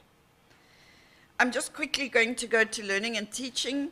So the original idea of teaching is of a teacher in a classroom, whether that classroom was a group of students under a tree or maybe somewhere. But then coming from UNISA and seeing that half the room is UNISA, there are also these waves of distance education as opposed to the contact education. So very often they talk about these waves, and some say there were 3, some say there were 5 or 7, but it started, distance education actually started with handwritten letters on paper to students. When the College of Cape of Good Hope which is the originator of UNISA, the students actually got handwritten tutorial letters, and there are some examples. Then it went to printed correspondence, where the UNISA tutorial letters were printed. The students were still handwriting their assignments, right? But then at some point we started using radio and cassettes. When I started teaching linguistics in the mid-80s, we used cassettes to teach the phonetic alphabet. So we would tape record the sounds and send it to the students with a printed tutorial letter, listening to the tape. Then there was television, and that came specifically with the BBC, for example, starting these BBC documentaries. I mean, we all know BBC documentaries, but did you know that those documentaries started because the Open University started and they invested in the BBC's documentaries as study material for their students? That's where BBC documentaries started the way they are. And then, of course, the internet came. At first, we talked about digital correspondence, so we still had PDFs. We often talked about paper behind glass, but hopefully then moving into online learning where all of the full affordances of different kinds of technologies can be used. So the CHE has started the development of new standards. We talked, Dr. Makuku spoke about how some of our quality indicators, but we don't use that term, but how our quality standards become obsolete and we must update them. So the first one, so for the QAF, we are revising all the standards for higher education. And the one that you are most familiar with at this stage probably is the new one for modes of learning and teaching provision, which is in the public comment and consultation phase. And it focuses on the following. First of all, it focuses on intentional design, so that learning and teaching doesn't happen by accident. Okay. Okay. I was going to like... So the first dimension of that intentional design should be around time, pace, and space. And I'm not going to go through all of this, but it is available in the sector. It is on our website, and you are invited to give comment on it. We're also doing lots of capacity development and consultation around it. But it's really for you to also get, the idea is also to get away from this binary of thinking of either contact or distance, and to understand that we are actually moving in this middle space. We use technology all of the time, but the idea is to be intentional about how that is designed to get the best possible outcome. So that you think of time, are the students and the lecturer in the same space at the same time, in terms of being, we call it synchronous. In terms of pace, does the student decide the pace? Is there a lot of self-directed learning where the student decides how fast or slow they go? Or does the lecturer decide how fast or slow they go through the material? And then the space. The space can be both physical or virtual, and I'll talk a little bit more about that. Then the second dimension of the standard is around preparedness. How is the staff prepared? How are the students prepared? And the staff cannot just be prepared in terms of their academic discipline. They have to be prepared to actually know how to teach in these different kind of spaces. They have to understand what the different choices that they make, what effect that has on how the students experience it, but also in terms of how the students might succeed or not. So the competency is more than just digital literacy. It has to include pedagogical competency for teaching in the online space. Language, very important. Another byproduct of this technology that's everywhere is that it comes in English. And that is not where our students are. And to think about how are we going to implement using South African languages in the technological space, to use it and not to sort of throw up our hands and say, okay, we've got an LMS, everything's in English, so we just automatically assume that we now must continue in English. We have to really be creative about how we make sure that we use our African languages in the space, and to not let the English technology overtake what would be the student's experience and success. But you also need to make sure that your students are prepared. They must be prepared in terms of devices and data. They must be prepared in terms of digital literacies, but also in terms of the choices you have made, the pedagogical choices. For example, if the student can be self-directed, is the student really able to direct their own learning? Have they been helped, scaffolded, to make sure that they don't fall behind? If they fall behind, do you have ways of tracking that so that if they fall behind, you can put interventions in place? Then the autonomy and agency in the learning process. Technology also has this by-effect of removing our autonomy and our agency. We allow the technology to make choices for us. I mean, just think of Google driving, right? I come from Cape Town. I grew up here, and I knew how to get from the hotel to here. But I was just a little bit unsure, so I put it into Google Maps, And it took me on a different way. So it made a choice for me that I would not have made if I had used my own memory and brain and experience. So it's a simple example, but it's important that we allow technology to make choices for us. But we need to take that agency back and make sure that we are actually autonomous, that we actually use that reason that Cicero and Professor Lalendle spoke about this morning, and actually think through the choices that we make. And the implications. I think that impact, the implications of the choices we make is important. Then responsiveness, it's very important in terms of how students who are then in the space are being responded to. Do we first of all respond to the context, the socio-economic context of the students, for example, in terms of data availability, signal, Wi-Fi, and so on? How do we respond to our students in terms of the humanness and that human interaction?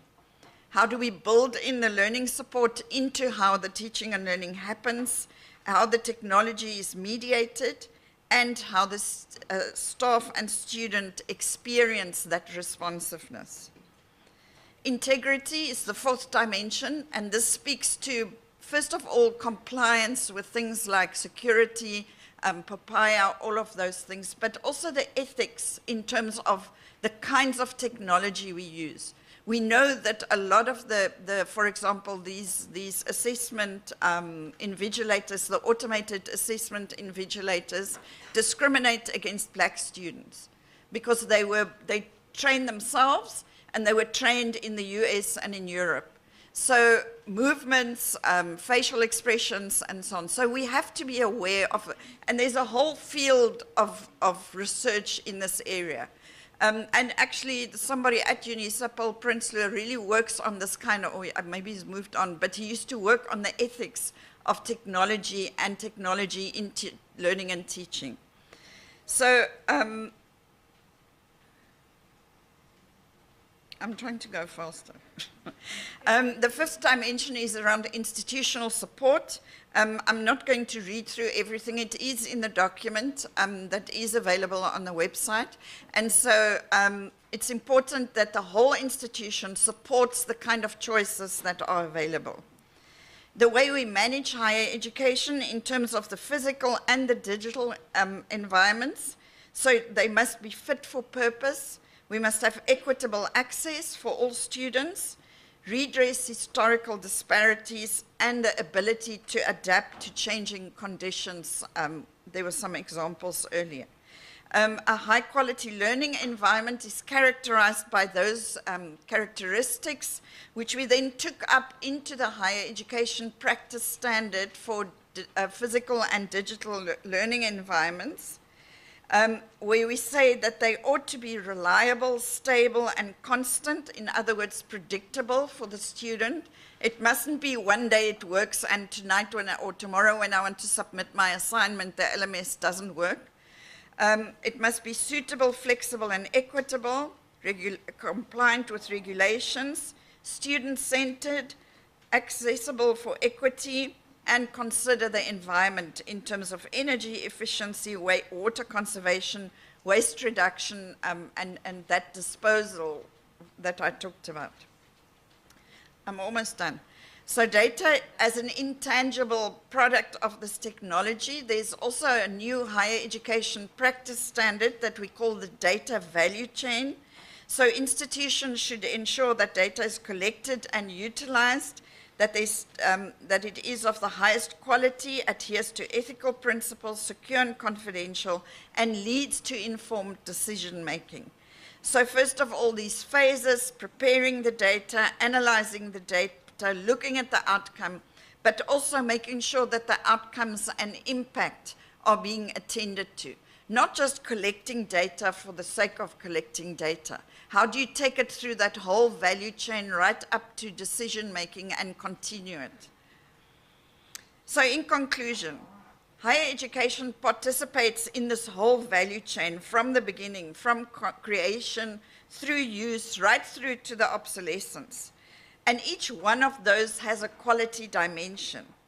So how do we then produce graduates that can participate responsibly in this value chain? And also being able to even make judgments of whether the technology has value or whether it's actually not a good technology, so the ethics around it. Do we even begin to think of the impact of technology on the environment, on individual people and their well-being, and on our communities? What does technology, how does technology and this sort of ubiquitousness of technology, how does that impact on communities and on our community life?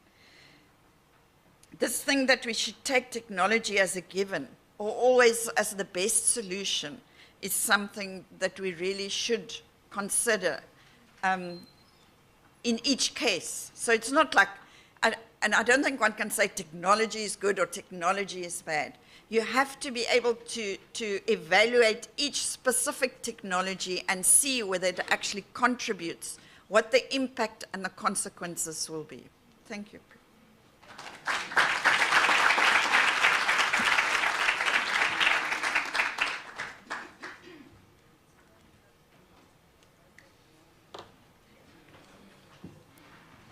I guess there was no bribery involved in this context. Actually, this was the first rule that I was given when I joined the CHE. They actually said the quality assurance system in this country works because they are people with integrity that works at the regulator. Assume that if there were people without integrity, how many people would have had programs accredited bogusly, and how many institutions that should have not been offering programs would actually have been offering. Therefore, and also if there's just one rotten potato in that system, therefore the whole quality assurance system collapses. Therefore, I'm glad that you could not bring any bribes around. But colleagues, we're still in good hands in terms of time. I'm planning to eat up a little bit of your tea time, but let's, I don't like making commentary now after people have spoken, but she has touched on anything that technology can also isolate and close access to many. Therefore, let us not be blind into that aspects of our lives. And there is some discussions that we could have. But let's have questions. I saw the comrade here from CPUT come in. Which one? Oh, go ahead.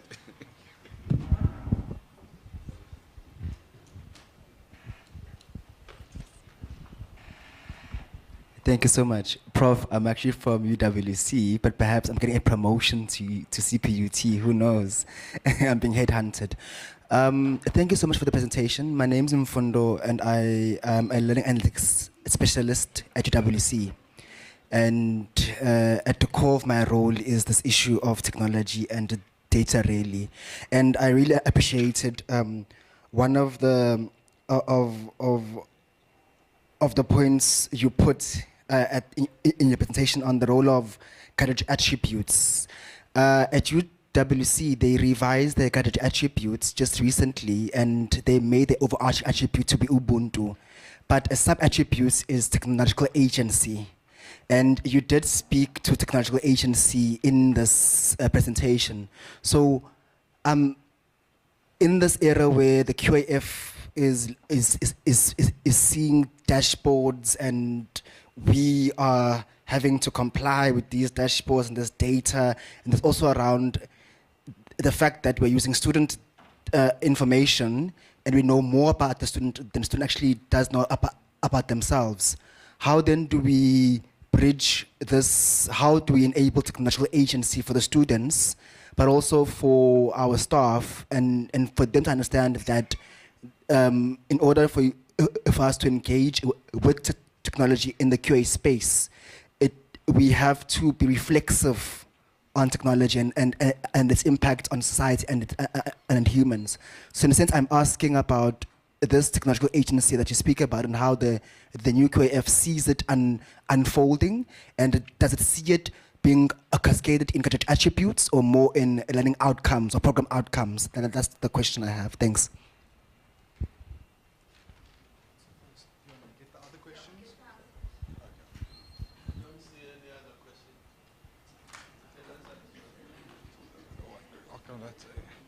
There's one question.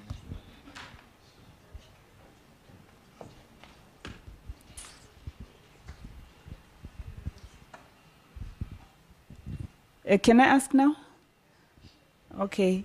Dr. Zawada, I was requested to ask you a question, but I'm sorry, I might challenge one of your decisions earlier. When you said, what is not technology in the room, then I thought I'm the biggest technology in the room. Human beings are the biggest technology created by God, and they are able to create technology as a result. And then I looked at your slide where you define technology, and then you say something triggers it. Then me and my partner, we trigger, we want to have a baby. Then we go on and we market the baby, we have a birthday. Our friends market the fact that you're going to be parents. They do baby showers. In terms of all your definitions, it fitted so well. Then I'm like, maybe when I was thinking, oxygen that we are breathing here, probably is not technology, or matter then is not technology, but yeah, I think I liked then the approach that you took to say, as we think technology really, let's understand that anything that makes it possible for us to do anything, that is technology. I thank you. I am Refilwe Tsepe. I come from the University of South Africa. I am the quality assurance specialist and the sustainability fan.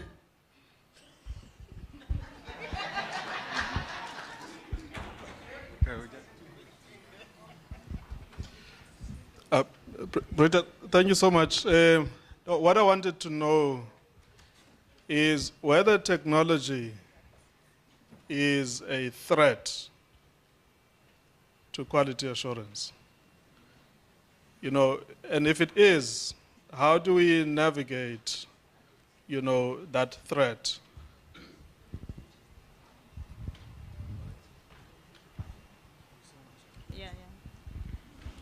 Okay. Is it up? Oh, okay. Thank you. Thank you for the great presentation. My name is Lula Masioko from Tshwane University of Technology. I'd like to hear your advice, maybe from anyone in the room, as to, in our institutions, we have these different systems that are sitting in different environments that have got data. And in your last slide, which I was hoping that you will elaborate more, the one that was talking about data and creation analysis, and also linked to it impacts as the last quadrant. I'm not sure if I saw correctly. So I'd like your advice as to, going forward as quality assurance experts, how can we then work with this decentralized data in our institutions in assisting us improve or ensure quality or manage quality in our institutions without recreating or reinventing the wheel? Thank you so much.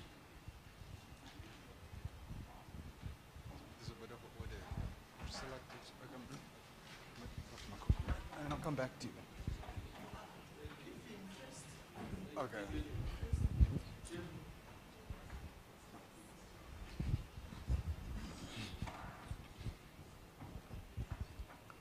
Colleagues, we have to break for tea in the next minute or so, but I think the questions you could also catch while doing tea, but the professor here, I cannot give him the opportunity in case I don't get promotion or invited. My name is Sandile. I'm from University of Zululand. I've been for a long time contemplating the comparative value of higher education-led technology development vis-a-vis industry-led the technology development, which then higher education buys into. So I'd just like to check your views on that. Thanks. Thank you. This will be the last question for this session, but there will be other opportunities that will create within the forum to engage on these matters. Over to you.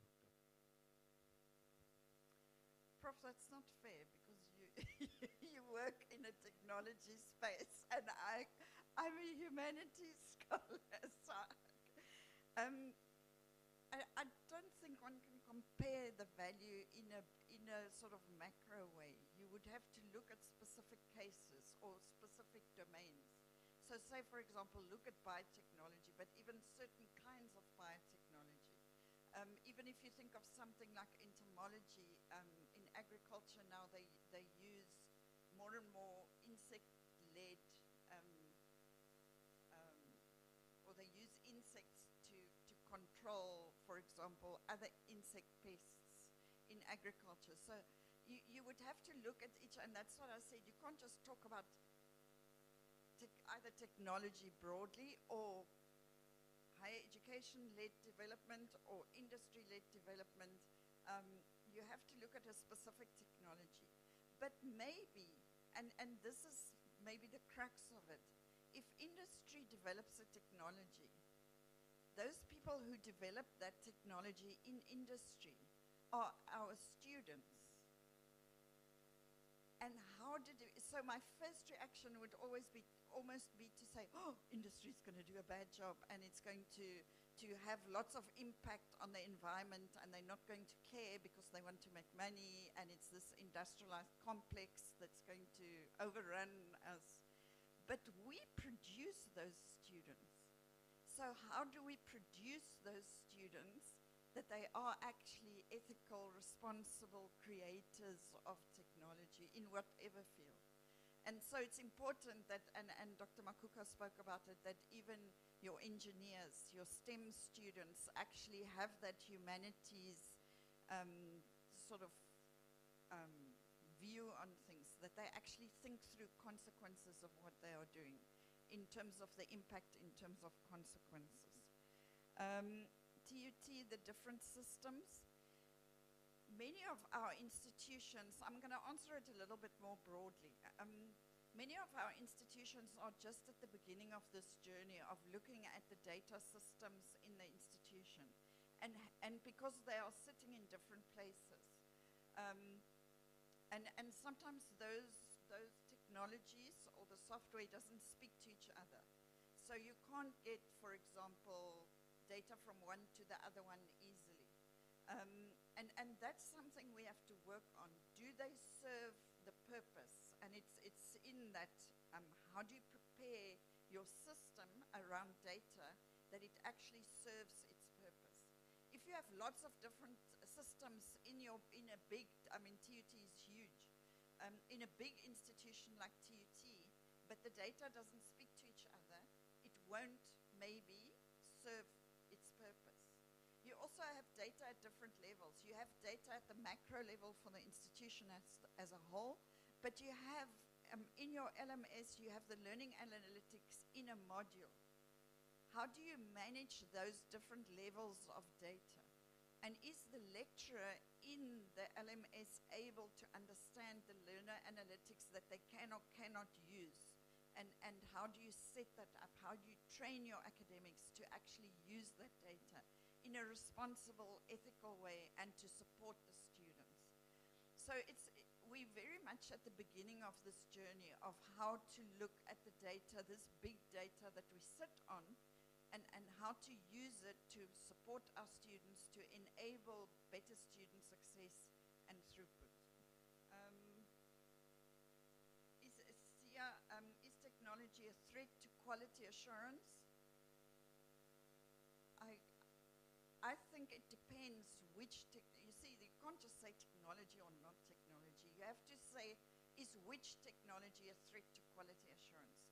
If it means that there's no human agency, if it starts sort of human beings, so say for example the academic as the leader of the actual learning and teaching, if it takes their agency and autonomy away, I would say it would be a threat to quality and quality assurance. So anything that takes that agency and autonomy away from that relationship that a teacher has with a student, even if it is at a distance, even if it is online, that didactic relationship has to be there. And if the technology does not support that, it can be a threat to quality and quality assurance. But you can't just, in a big way, say technology is a threat or it's not a threat. You have to evaluate each one and look at what actually happens. And you can get a lecturer who can use this technology in a responsible, ethical, creative way, and the next academic will not use it in a responsible, ethical way. So even that interaction is important. Rufilwe, you didn't ask a question, so I'm not going to comment. And then the colleague from UWC talking about the CHE's MIS and the dashboards, and not just the CHE's dashboards, but also your dashboards in the institution. You talked about the agency and how we know more about students than they know about themselves. And I think it's very important that the students are brought on board. The students must know, and it's actually in this data value chain standards, the students must know what kind of data you are collecting about them. The students must understand what the purpose of that data is, and they must understand how you're going to use it. That's part of ethical data management. And then you linked it to the outcomes of programs, which I didn't quite follow, but I think it's important that students are brought on board.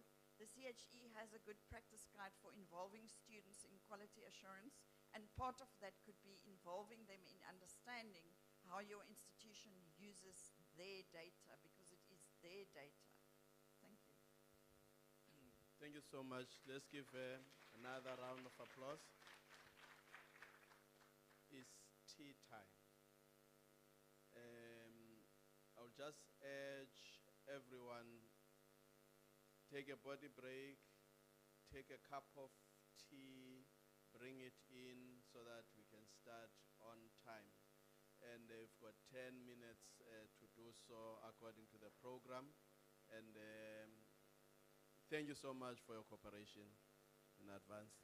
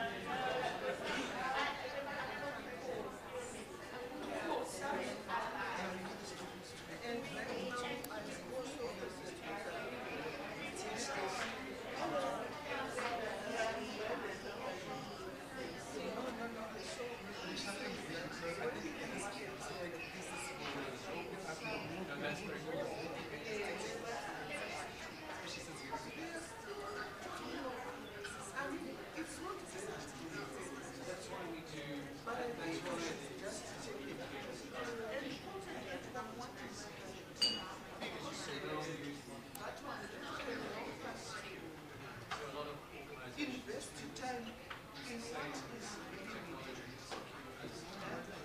I see that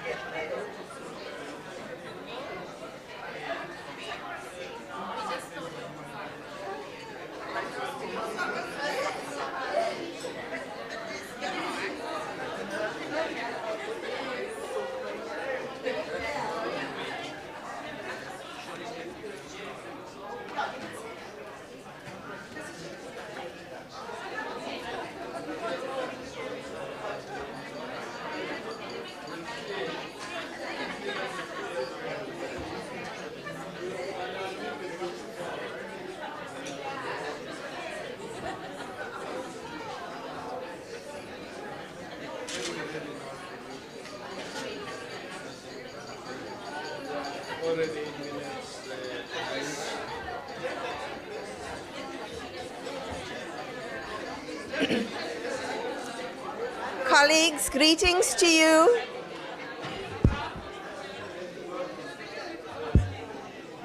Hello, everyone. Can we please settle down?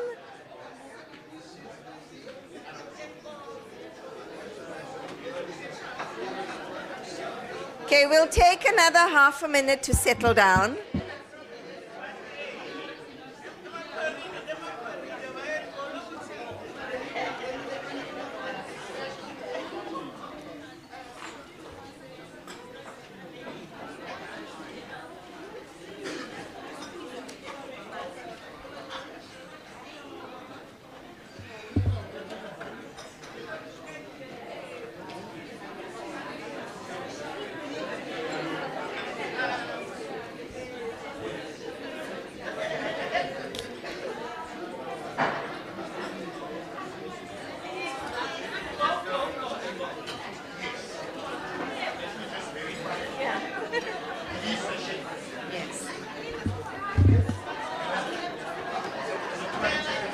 Colleagues, thank you for your attention.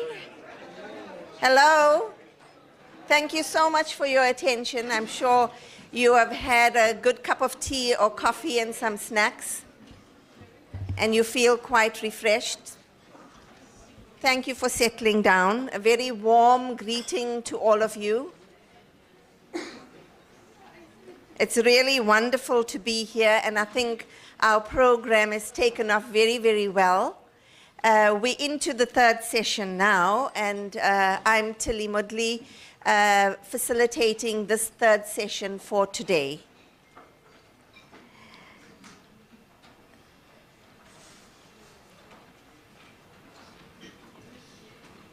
It gives me great pleasure to introduce to you two very renowned individuals, highly respected and very well known.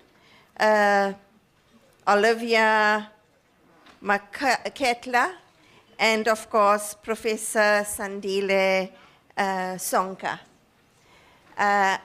Both people don't need introductions. They're well known, and I'm going to hand over to Olivia now, and she's going to be taking us through transformation of leadership, governance, and management of the quality function.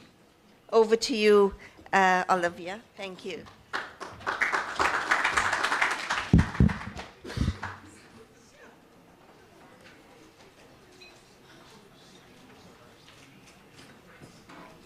Okay.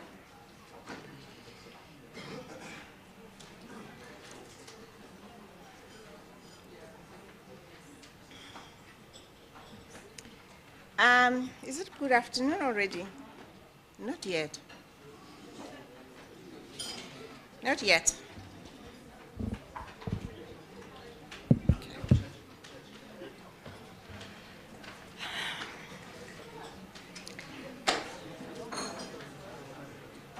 Okay.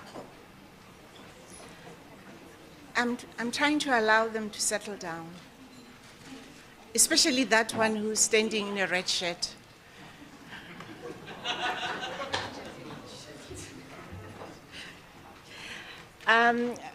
Good morning, colleagues. I hope I am not known in a bad way. Hey, this one is a difficult one.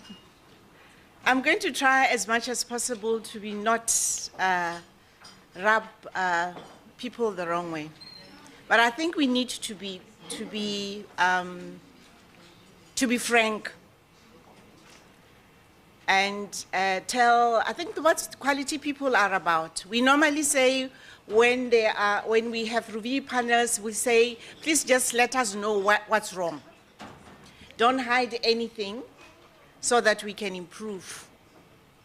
And that there, Makaula, okay. Oh, there you are. I've got a little spin to this deliberately. And I'm going to try and fly through. Some of the things have already been covered, so I'm not going to waste time on things that have already been said. I'm kind of short. Yes. I'm not going to waste time on things that have already been said, because I don't think it's worth our. I think we'll talk about those things in the discussions that we'll have tomorrow, and I think day after tomorrow. I'm going to go straight into what I was asked to go into, the leadership transformation, issues around leadership in quality functions, and also going into governance-related issues, and then a little bit of the management. But I'll spend time on governance because I think it is the one that's holding us, I'm going to call us, holding us in a very difficult position. And the other two are a problem because of the governance. And this, I think, is the most difficult to fix. So I think it's best that we spend a little more time in exploring what it is and how best, perhaps tomorrow and day after tomorrow, how best can we go about it. I can't even read my slide. I want to make it bigger. Oh, I think I know why.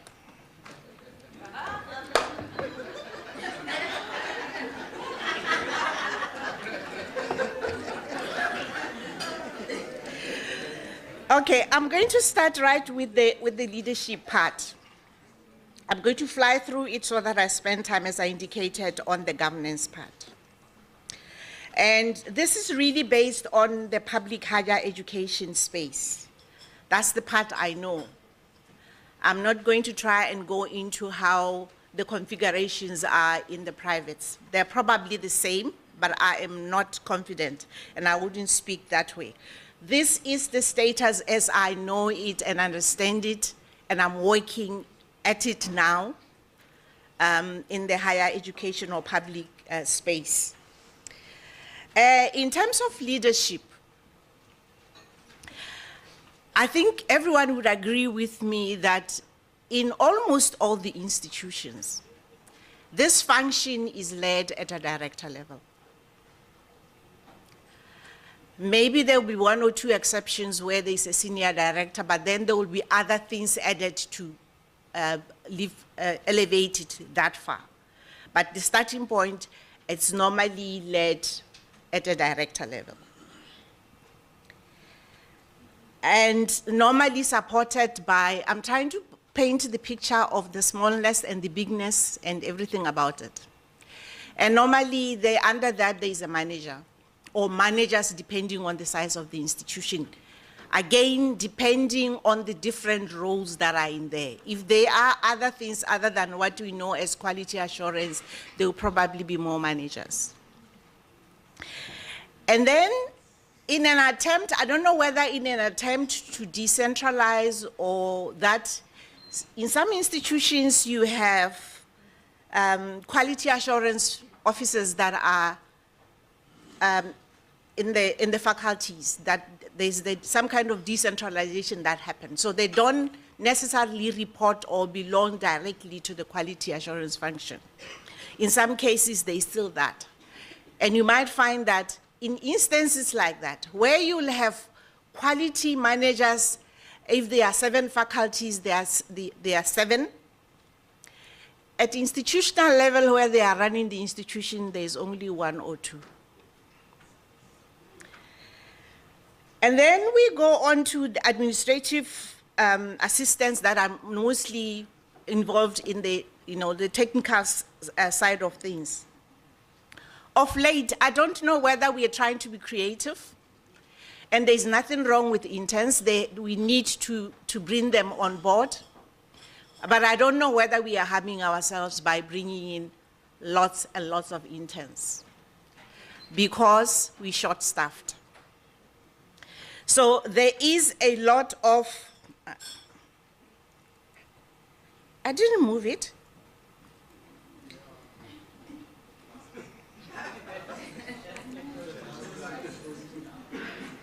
I didn't move it, okay.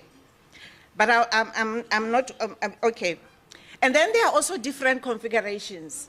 Dr. Matutu mentioned that you find that sometimes it's just quality, sometimes there's academic planning, and in some instances there is a bit of institutional research in there as well. And I'm throwing these as questions much as sometimes the roles generally are similar, but in some cases, there's a lot of differences in those functions. So should that combination of roles and responsibility be belonging to that role? I'm throwing that as a question. I am not saying that is the case. So the academic planning part, the research, are these things compatible? Again, I have a blank slide at the end. So these questions, you'll have to find answers to. There also seem to be a problem of role clarity. If you bring in an academic planner, a curriculum development specialist of kind, a quality assurance and accreditation thing together, in terms of job descriptions and roles, sometimes there is a bit of a problem. Again, I am asking, are those things compatible? Should they be sitting together or not? And then the lack of alignment in terms of the function itself. If you go to the function, the way it's characterized or described, either on the website or anywhere that is, and you look at the different competencies that are in there, they seem to be a problem. And as a result, I don't know what the leadership now does. So the competencies are different, as I indicated, even though there are some similarities. I leave that way, because there are questions that I've just asked. Now the governance part. The coordination and the reporting part. No. Something is wrong with my slide. But I don't move them, and they are not on slide thing. Okay. In terms of governance, the coordination and reporting, in some cases, we find that the director quality, whom I just mentioned, report to a number of different structures. In some cases, it's the DVC, teaching and learning or academic. In some cases, it's reporting to the VC, sometimes through an executive director somewhere along the line. That is the office of the Vice-Chancellor. And then in some instances, like I said, the director reports to the executive director. So the lines, and sometimes the lines are dotted lines of responsibilities. How does leadership happen in instances like this? Issues of accountability becomes a bit of a problem. You are straddling multiple structures within, governance structures within the university. And you know that those will have their governance structures also for reporting and decision making. And some of them reporting not even to Senate, to Council. Do you see the complexities of this, the reporting and the governing and the decision making come into play as a result of that? Again, I'm throwing it down there deliberately as a question. And I'm also saying, as I indicate here, in the main, quality assurance related functions, I know there's a support services. There are more on the academic project. And I'm reporting to the DVC institutional support or something related to that. Or I have a little leg or an arm on the other side. So how do we deal with such things? And this continues. The accounting part, as I've indicated, the committees, remember that then there is the committees that deal with the work from the different functions. If it's teaching and learning and research and other things, fine, ultimately you find yourself to Senate. But the subcommittees of Senate will be different. So if you have all these multiple, for example, teaching and learning, there's the subcommittee of Senate of Teaching and Learning. And sometimes there is the quality assurance related staff of Senate. And then there is the subcommittee of research and you know, all those little things, those different structures that you have your foot on as director quality assurance or as the function.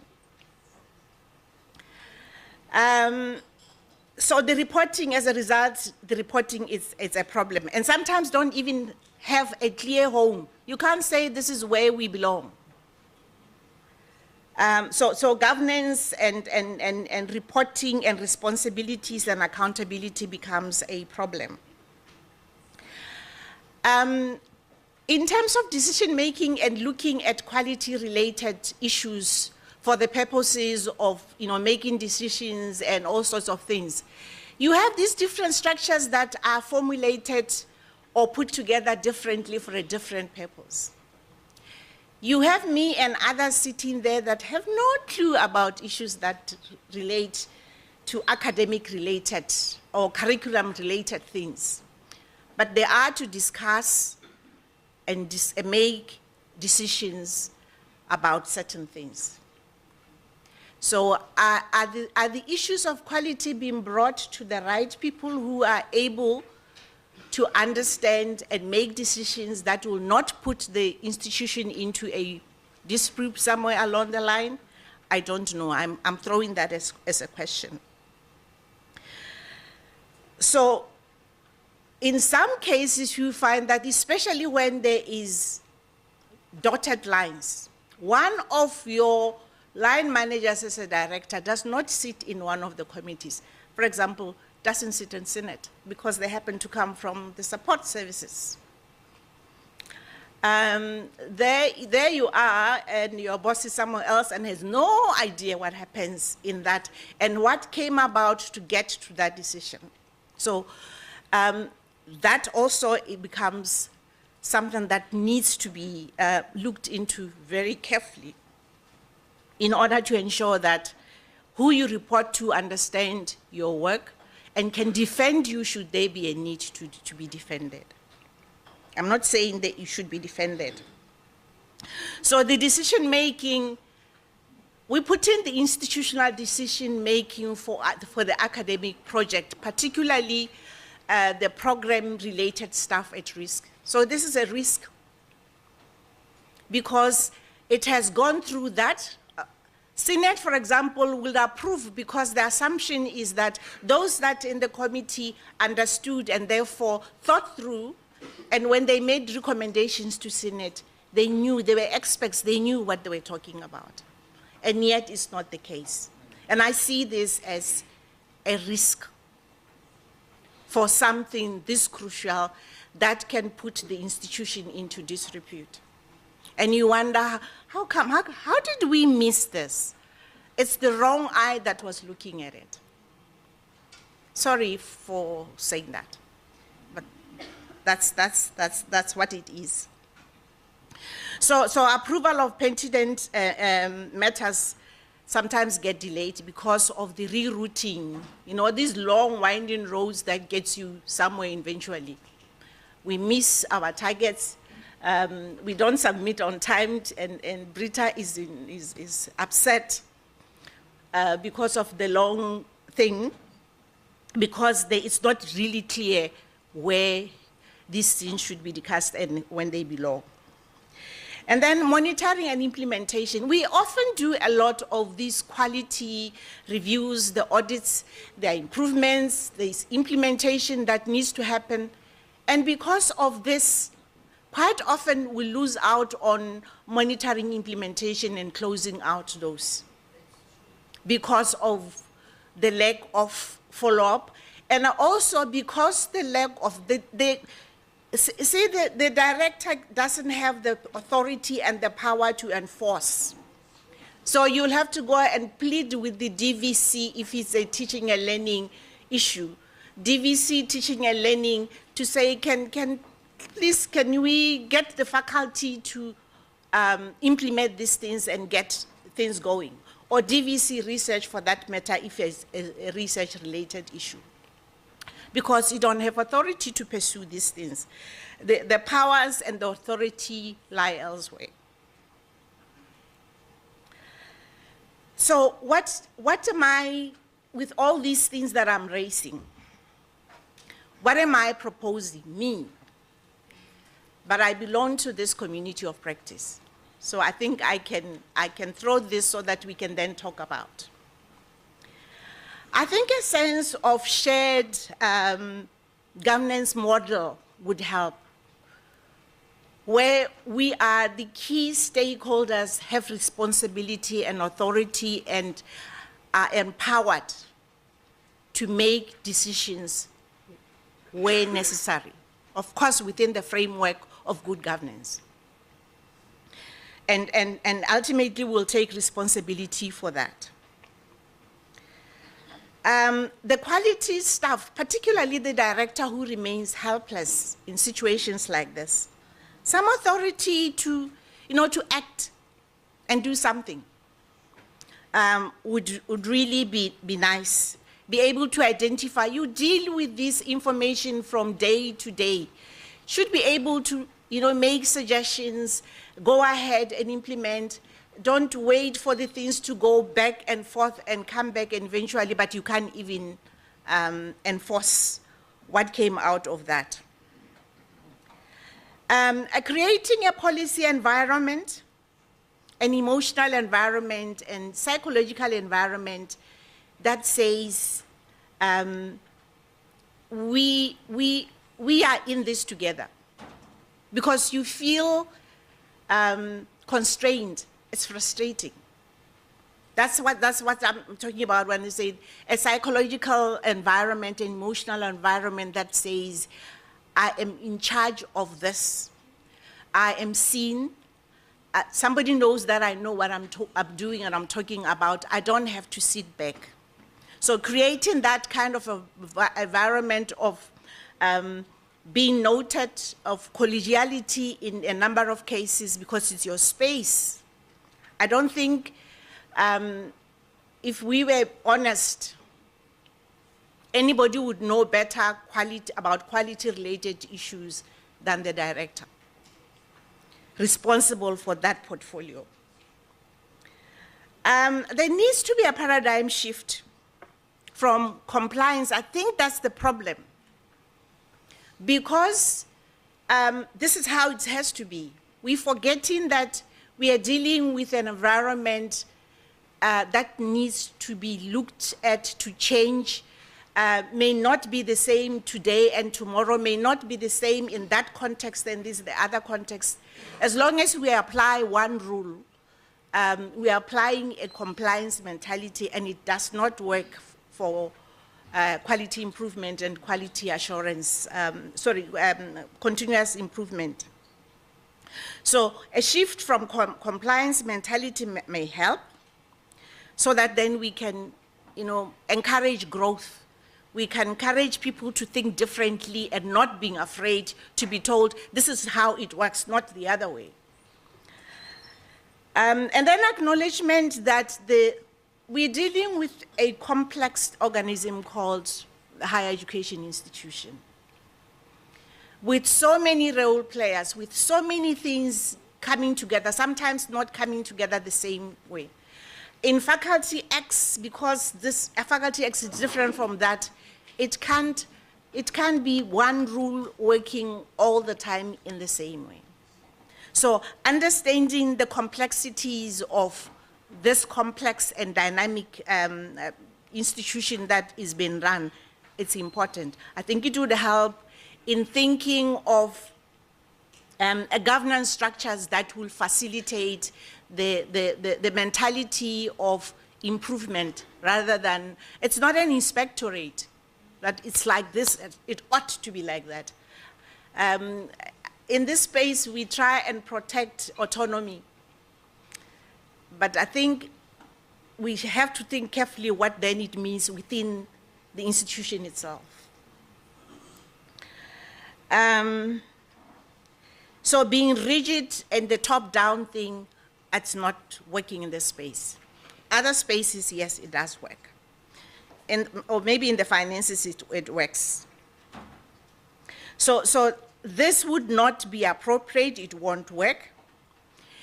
Also because we are so compliant oriented, we seem to use very simplistic solutions to complex situations and complex problems, because we don't allow ourselves to look at problems, deconstruct matters, and put them together again in a way that fits best that particular solution.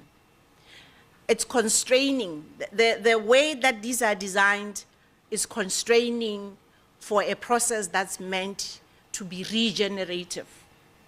You want to be reflexive, you want to reflect in practice and then act accordingly. You can reflect, come up find where the problem is, but if you are not allowed to then address it the way it is, it really doesn't matter. And it's not helpful, and it's not going to allow amount to any improvement. True transformation requires systematic approaches, a system approach to cause and effect, to circumstances that are differing from time to time.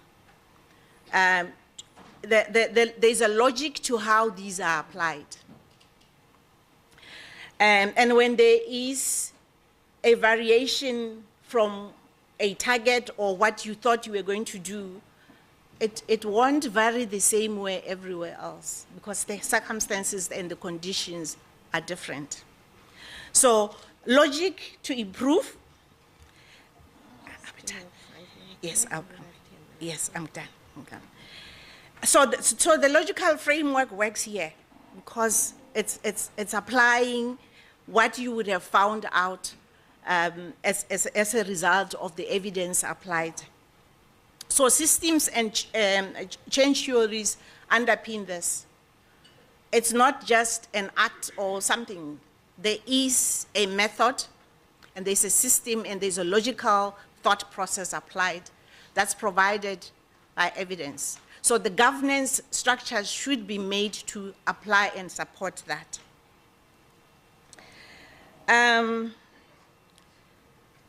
In terms of the management part, yeah, the human resources, I think I talked about this. The serious lack of the right competencies and the right numbers that should be assisting to ensure that the quality management functions is managed appropriately. I've already spoken to the heavy reliance on administrative and temporary staff, and then the interns. Again, I have nothing against the interns. They are my children or my grandchildren that need to get some experience one way or the other.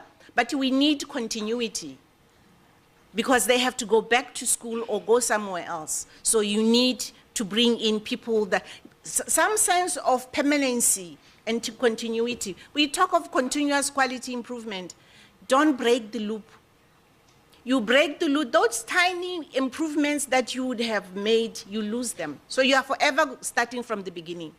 Never, ever, ever going to be able to fill a bucket with droplets like this. You remove the bucket from under the tap. Those droplets evaporate. You bring it back, you're starting from zero. So you see why we've been, for the last 20 years, I think we reflected on this. How come the findings, Britta, some of the findings, if you look at the reports from the first cycle of audits, it's exactly the same findings that we now, 20 years down the line.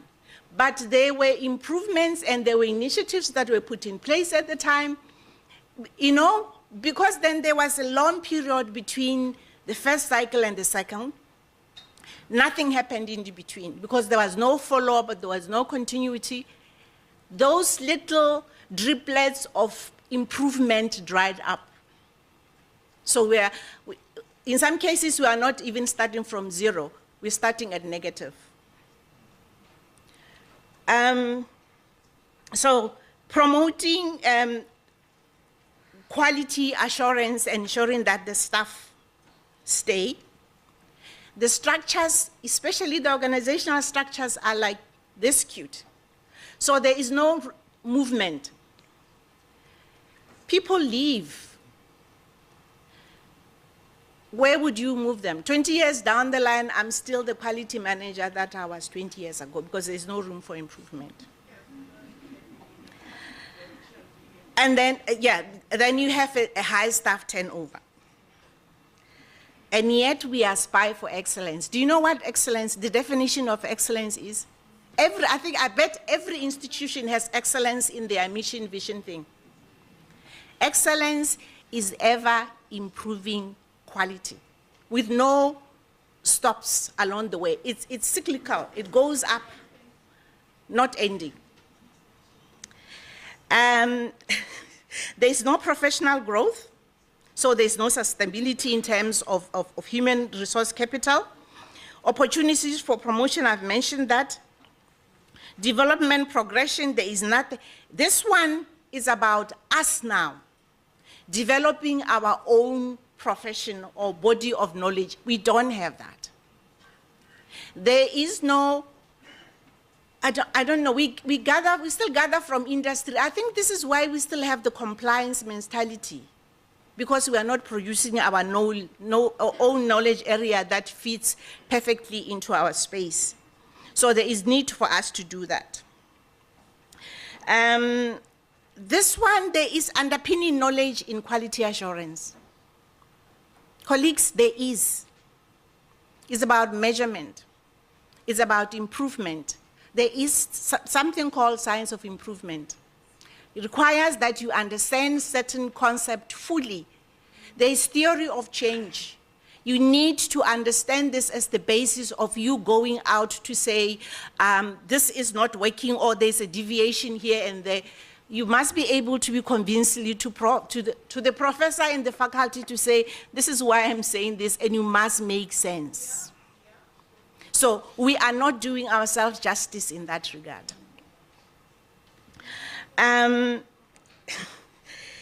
It is both, and I think from the time I've lived in this space, it has both academic aspects and the support services. So we're not purely support services. We might be functioning or labeled that way. But I think if we don't do the scholarship we need to improve the academic side of things, we are doomed. And there we can't blame nobody, and we can't blame governance or anybody else. I think we should blame ourselves on that. So therefore it's important that we identify the body of knowledge that's appropriate to what we do. Develop that, package that as way of qualification for further studies if needs be, or just professional development on our side to ensure that we stay abreast with the changes in this sector. And then design programs and those kind of things for ourselves. We have to do that. Nobody's going to do it for us. But we have to be able to define, identify, package, and see how then we move from here. So I see that as our responsibility, not anybody doing it to us. The others, yes. And with that, food for thought. This one is for you to ask. I asked a lot of questions. So I want you to fill up this slide with your responses. Thank you. So much, thank you. We can stand here because we'll take this. Thank you so much for your attention to this very powerful presentation. There were so many important questions and points that were raised that we can identify with. We are in that space and we can then reflect on either what our institution is currently doing or how we lead, manage, and undertake governance in the area of quality and quality assurance, quality promotion, or we can identify with other institutions. And so this is a very powerful presentation. We allowed Olivia to continue with her presentation, and we've actually allocated at least 5 minutes just to take some comments and questions. I know I will be engaging with you later, but I see quite a few hands up. So it would be good to just take the mic around. They should just complete the slide, the blank slide. They should complete, okay, that would be one of the options. The second one is to actually take a few questions. Here's some, oh, okay. Thanks, Olivia. Really, truly inspiring and thought-provoking presentation. You know, I like the notion of the shared governance model. And in fact, you know, I was going to ask if in the CHE, if it's not time to think about a higher education practice standard for the quality function, not to standardize, but to get a sense of the framework or structural framework, you know, that we can actually put in place, you know, for ourselves as the quality practitioners. And in addition to that, you know, there's multiple configurations, multiple locations of the quality function. I begin to wonder whether we're actually ready for the implementation of the QAF in its current configurations and locations that exist in our system. Okay, we'll take 2 more questions. The mic is at the back.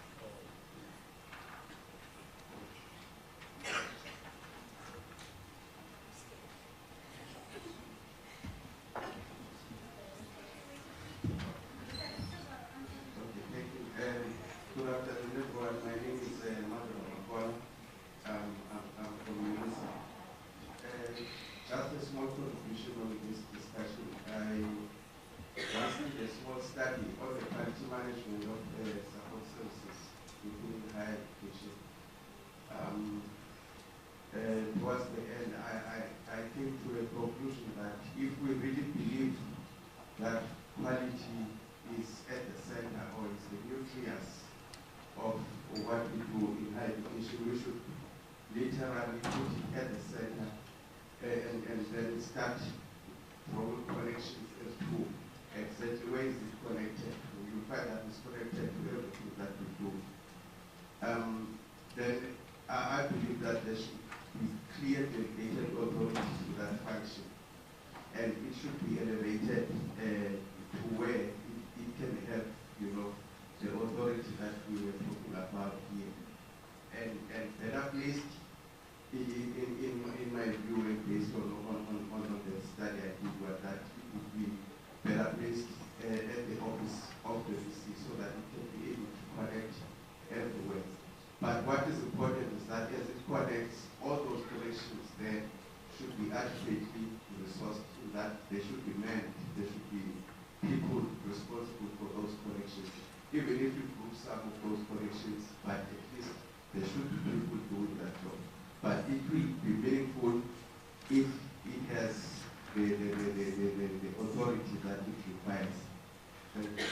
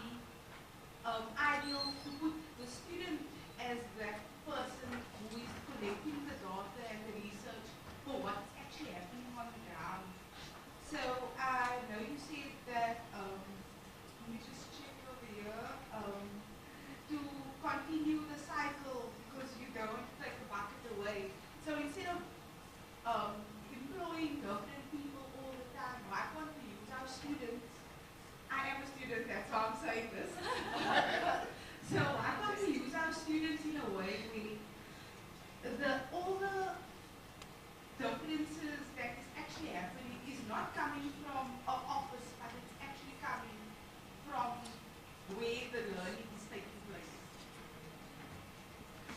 Okay.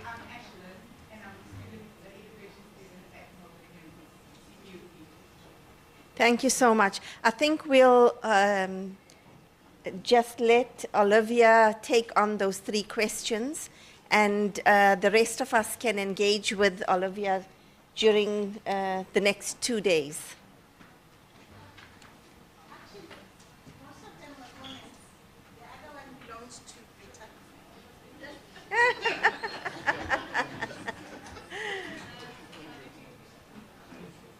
The other one belongs to the CHE.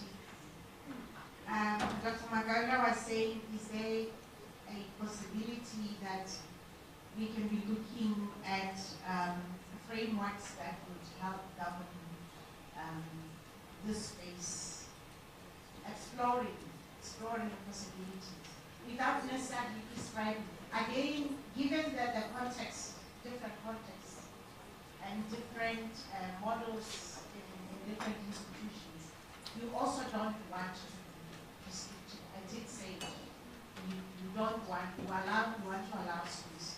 You are asking that possibility. You want to respond. And the other one is the shared, again it was a comment, the fact that you like the shared governance model. Also, it has to take cognizance of the different contexts within the sector. You also don't want to legislate where there is variations in terms of these other things. So consideration, I think the right place to do that would be at CH, because they know the space and everything else. That way is, I agree with you. I mean, it's things to explore and see if it would work. There are instances where it's reported directly to the highest office, but still it's not, there's still things that needs to be done to make sure that all the connections happen. Sometimes the unitary kind of thing doesn't work very well. So again, it's about context. So I'm leaving again to the CAG to do that. You're going to ask us.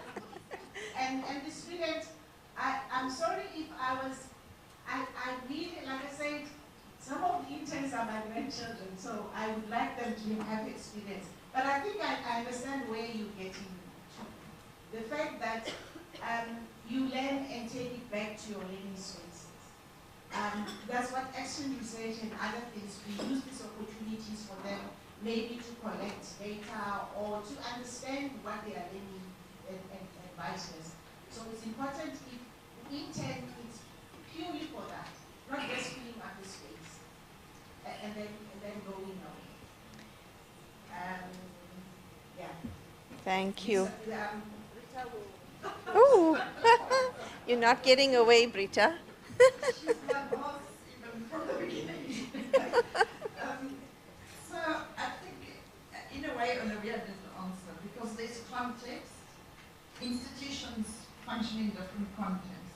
There's size, so the CHE can't be prescribing that there must be a director or a manager, or there must be so many staff members. And then there's institutional culture, which is more intangible, because you know some institutions won't work well with a centralized system where the quality assurance person reports to the VC. Other, in some institutions, faculties are much stronger entities, and deans actually have a lot of power. And it's different from each. We're doing these institutional visits now. I'm doing with Dr. Green. And it's amazing how different the institutions are and how differently the senates of institutions function.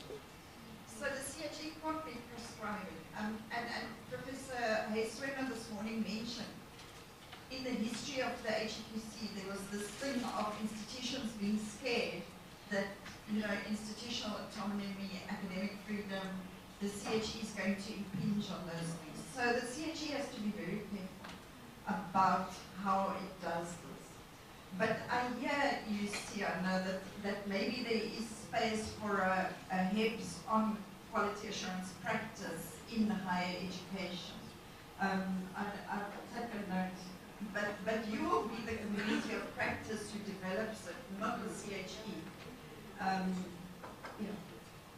Thank you. Thank you so much. Would you join me in thanking Olivia for her presentation?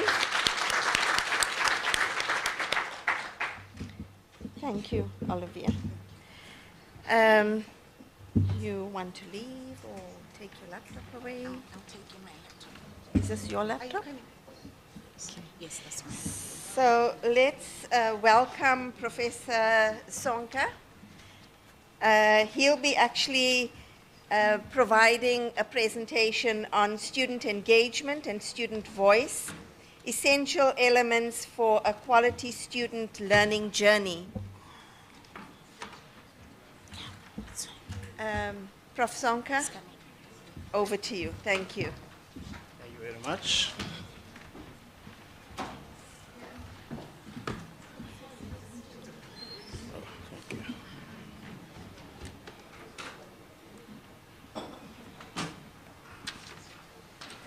While I'm booting up the system here, perhaps I could just express my sincere gratitude and honor to be speaking here today amongst you. I'm truly privileged. And also to drop a question that I think might initiate the thought processes around my presentation. If you think about student engagement,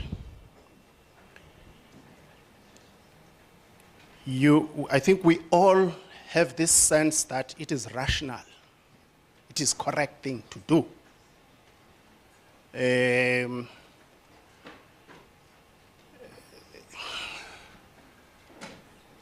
So if it is rational and it is the correct thing to do, on the argument that often comes, actually originated with students, which says nothing about us without us. If it is rational, why are we actually only waking up to it in recent times? Because we are new in student engagement. Why are we only waking up to it now? So I would like to, I'm no longer with this university. I'm just keeping their computer.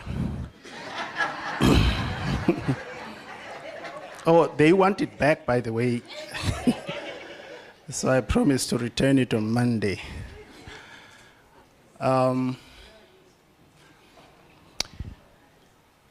There are some reflections that I've given to this thought. And I think most of us can align to those reflections.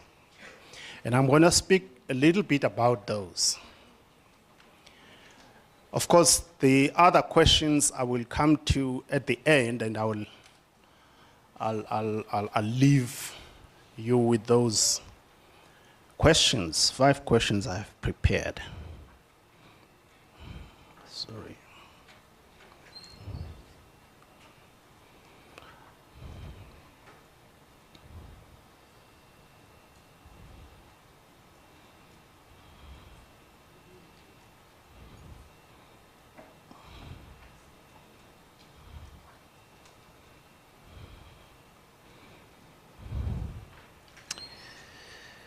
Okay,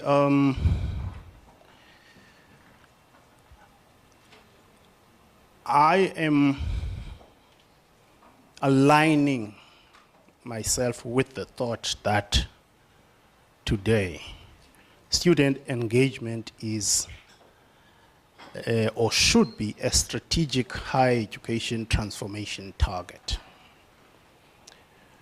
And we should work towards it and measure our progress towards it, bearing in mind that it itself remains elusive with time. So in a sense, we are chasing students, either coerced to do so by circumstances, but students are themselves, as a community, as a society, are very dynamically changing. And so even though we're going towards student engagement, in the end, we'll find that we might never really get there, because by the time we get there, students will have shifted somewhat, especially their dynamics. Well, this is just introduction that has already been given. So my presentation starts with an introduction which says that it has now become a priority of the quality assurance framework to advance student engagement and promote the activities relating thereto. It is also contemplated as a focus on learning and teaching. Most of the literature, you will agree with me that it links the engagement practices to performance, academic performance. I would have liked to have problematized that to some extent, but in this paper today, I'm actually going to focus only on two aspects of student engagement. It's a broad subject, it's a broad area.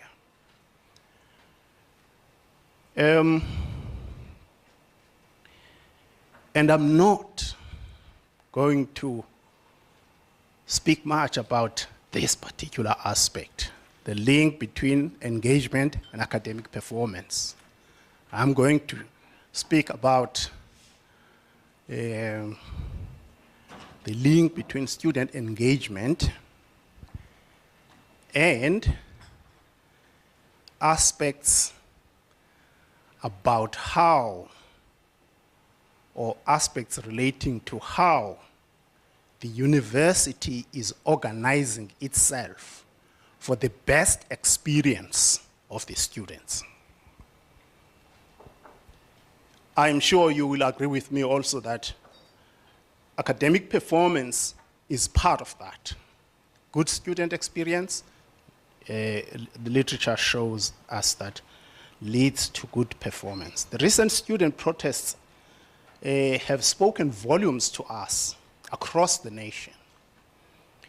You know, I believe it's Bangladesh, or am I mistaken? I think it's Bangladesh, which essentially recently has chosen for the nation who will lead the new government. It's students, it's youth. And the nation has accepted, or is in the process of accepting, what the students are saying.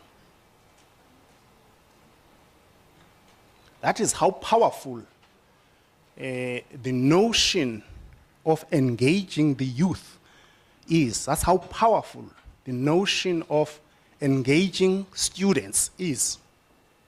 Now, we often say students are the future, but it's we say it as a cliche now. But if we remove the cliche part of it and say, and understand that they actually are the future.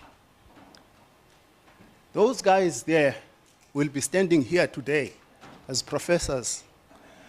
They will be in China in the future discussing collaboration with Africa. They will determine the fate of our countries and our nations. As part of the mandate, the CHE has produced, as you know, a good practice guide on student engagement in quality assurance and promotion in higher education to assist strengthening quality assurance in the sector through supporting the meaningful involvement of students in quality assurance. There are two perspectives of views that I would like us to look into, the macro and the micro view. In the micro view, really a lot of researchers have shown this link between academic performance and engagement of students.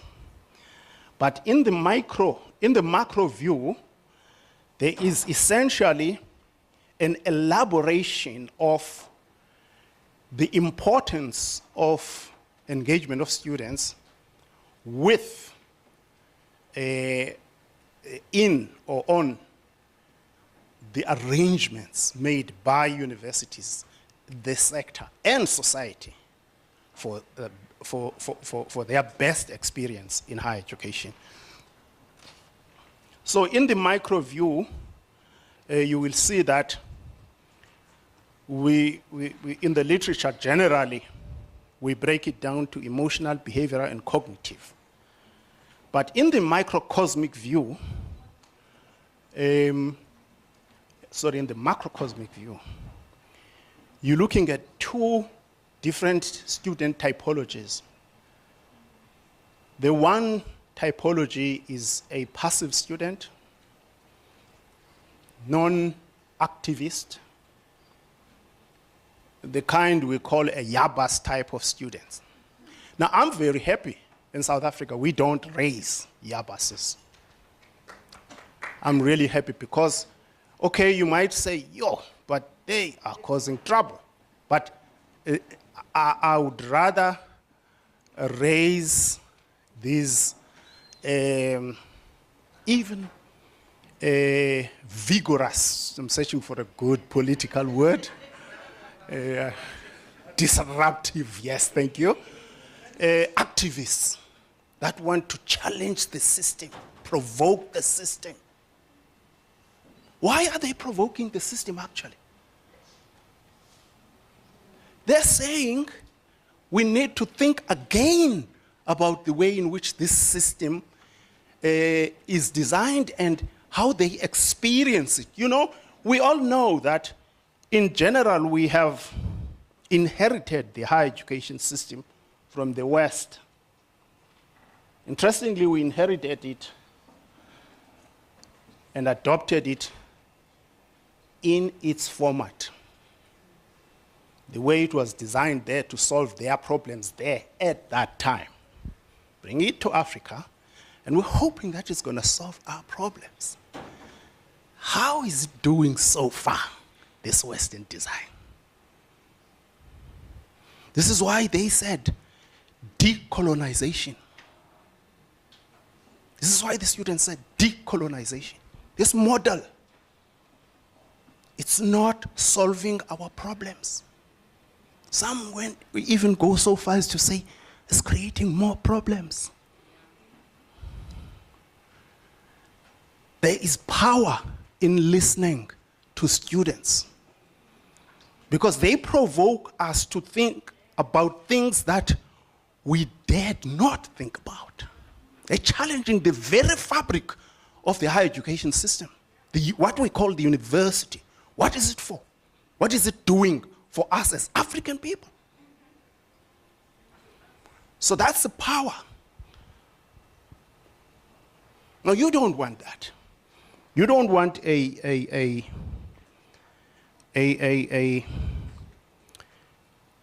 passive student. And I do pray that they stop burning the buildings. But I would like them to remain the way they are, or even be more provocative.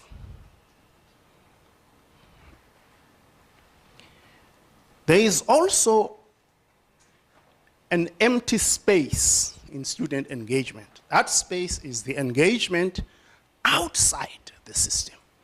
We talk mostly about engagement within the walls of the academy.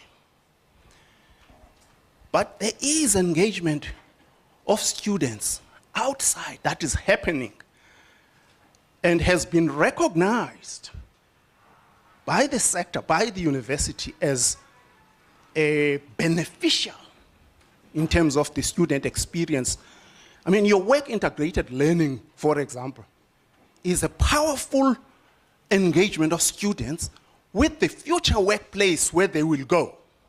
The less, therefore, of that, the more unprepared for the world of work and service.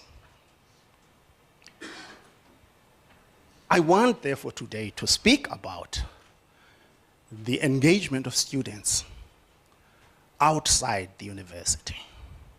How is industry engaging students?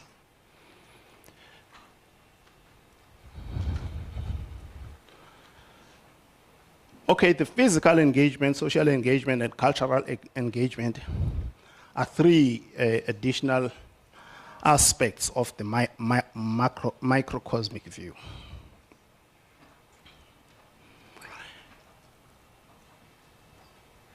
For me, therefore, it is clearly visible in the Higher Education White Paper 3 that equitable access and success are the key higher education.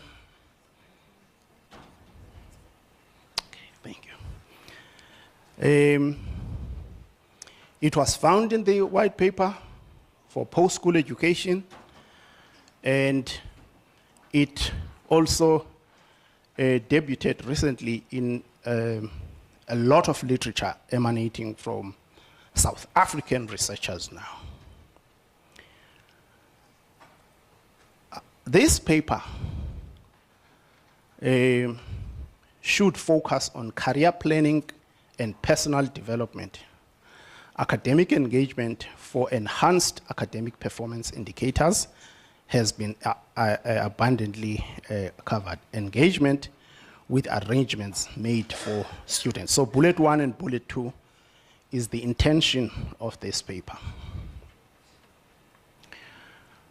The question that I would like, therefore, to ask is how well is the South African higher education sector doing with regards to the active participation of students in the activities and practices that determine their access to higher education opportunities? Such questions problematize the institutional practices in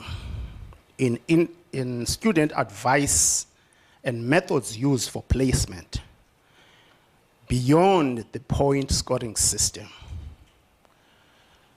I would like to challenge maybe you to think how many of our students are in a degree program, and maybe even doing well, where their latent talent is not. You find a student doing medicine, doing well. It's a highly sought after profession. But this guy is really a musician at heart. All he ever wanted to do in life was to sing. How many? The system, therefore, I want to challenge that the simplicity, the oversimplistic ways in which we select and place are maybe not working very well for our students. He becomes a doctor, practices for a few years. Next thing, he's beating the drums in a band. I've got a niece like that. No, a nephew like that. He's an engineer. He works for Daimler Benz. He designs the S-Class, some of the fancy parts in the S-Class Mercedes-Benz. Next thing you know, his profile in WhatsApp, he's beating the drums in a band. And I called him, I said, what's happening? He said, I'm having the time of my life.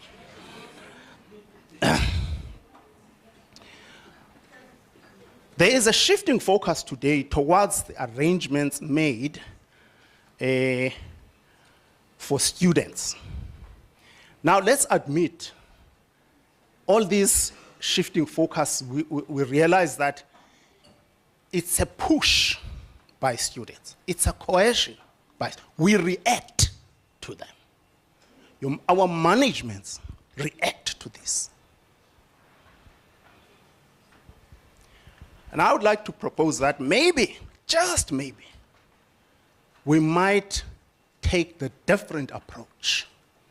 As we plan our systems, especially the quality assurance systems, we don't start at the executive boardroom. We started with the student. I was very honored 2 years ago when I was invited to the student parliament at UKZ. No, it was a year ago. Now, DVCs are not invited to student parliament. It's very rare. And they wanted me to go there and talk about a graduate unemployment. So you see, they have a situation on their hands that they feel university is not responding to. And they want to provoke this university to respond. We are being pushed by the students. We are not making arrangements with them to plan their experience. In fact, the sad part of this is that the student experience is imagined by people who are not going to experience it, who experienced it 50, 30 years ago. Maybe I'm speaking for myself here, but we imagine such an experience. No. Let them imagine it, and our job is to implement it. You won't see a single building on fire. Okay, Chile. Maybe I've said it all. Let me just go straight to the summary. There is a reason, actually, why I speak rather passionately about student engagement and the student experience. And the reason is that at some point in time, you go through the transformation of falling in love with students. It happens late in life. It has happened to me. How I wish it had happened when I was a junior lecturer or a senior lecturer. You see these bright-eyed young people searching for a future and hoping that you're going to give it to them. And you are very hard-pressed to do so. You see them as a threat, trying to destabilize a system that we spent so many years putting it together. It can't be. Student engagement understood as active participation of students in their learning also includes active participation in learning enablers. It has to be of strategic importance. Attention needs to be paid to student engagement beyond academic issues. Academic success indicators. Much attention must be paid to a variety of enablers within the higher education institution and outside. As most of these enablers within the higher education institution are intricately linked to those outside the institution, greater attention of students with entities outside the university is required. This is one of my greatest points of departure. We have put students in a containment zone, and we engage with the outside for them. No, I think we need to release them. Place them in the various places where people will ask them questions. People will say, what are your aspirations? What are your frustrations? What can you do for us? And what can we do for you? This is my, I suppose, my most passionate point of departure. Instead of reacting to students pushing for transformation in a variety of practices in higher education, universities proactively engage students and plan in line with these engagements. there is a possibility that due to low levels of student engagement in placement and career planning, levels of innate latent talent wastage are high. I've made this point already. And if we engage more and more appropriately, we are likely to place talent more appropriately. Could the high levels of dropouts be telling in this regard? Now I want you to think about that, please. Transformative student engagement should be at the core of the institutional quality management system. If not, student experiences, yes, I've said this, are imagined by people who will not go through these experiences. Tilly, please allow me to drop 5 questions. I'll just drop them. Okay, or maybe I'll deal with them. We'll just take maybe 2 questions. Okay. Because there is a plan, sorry, Prof. There is a plan that we have, and I know there are questions. Thank you, Prof, for this very powerful presentation.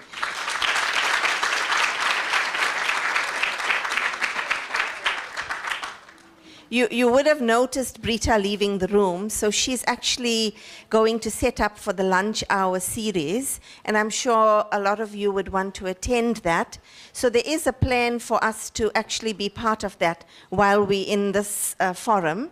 Prof, we'll take maybe 2 questions, and then we could continue with our engagements with Prof during the course of today, tomorrow, and Friday. I think let's hand over to you and maybe one other. Thank you so much. My name is Moshe Moses Mafwa. I'm from Durban University of Technology. Prof, you presented different typologies about student engagement. I'm of the opinion that as much as we need disruptive, independent thinking students and students who are engaging, we are at a point now where we need to think about a paradigm shift. Because, why I'm saying a paradigm shift, many of our UOTs in South Africa, and we can mention quite a number of campuses, have become very ungovernable as a result of students who are engaging in strikes to raise their concerns and frustrations. When you look at other models in other African countries, I don't even want to go to Europe and elsewhere, you do not have SRCs that have political party representations. And that is something that is very much problematic in South Africa. I do understand our history of 1976, where some of us were not there, that it was an era of umzabalazo where you were striking for everything, but I think we need to move away from that because we are in the business here of training professionals. And training professionals, we are not saying that they should not be intellectuals, they should not be thinking independently, but I think how we engage our students and how the students engage in university, that needs to change and that there needs to be a difference. Disruptive thinking cannot only come through politics, but it can also come through intellectual engagement. Thank you. He's a student. It's okay, it's fine. Take it.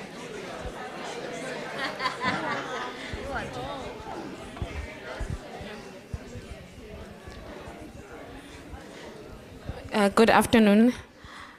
I am Nhlapo from the University of South Africa. Thank you, Prof, for that powerful presentation. Mine is just one that when you're looking at the higher education space, right, in terms of maybe a shift, or I couldn't see me, is in terms of the shift, maybe focusing on talent to place students. It's not just a challenge when it comes to higher education, but we should also look at the background of the students, because even the parents, like especially from a poor background, the parents also play a role that you cannot just focus on the drums and all of that, because that doesn't put food on the table.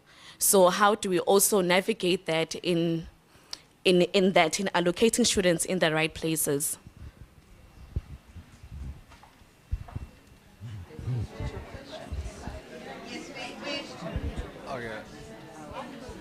We've limited Prof to 2 questions, and we'll take the rest during the break or some other time.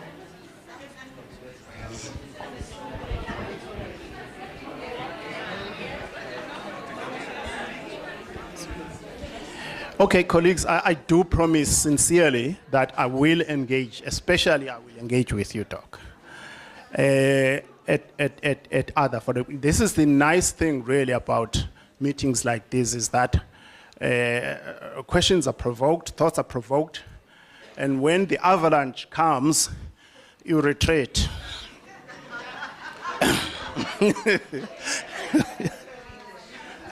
Let me start with the politicization of campuses by the affiliation of SRCs to political parties. Please allow me to differ with you on this one. I know you liked the presentation, but please, I want the students to, okay, let me start like this. Have you ever heard of the term, if you don't participate in politics, you'll be governed by people who are of inferior intellect? That's what the students are killing by affiliating with your ANC, your DA, your EFF. They have high aspirations. These are intellectuals in the making, but they're going to parliament. We want these students to go to parliament. We want them to go to parliament now, so that in the future, we have intellectuals in parliament. I ask you this. Would you truly say we have that situation now? Forget that question.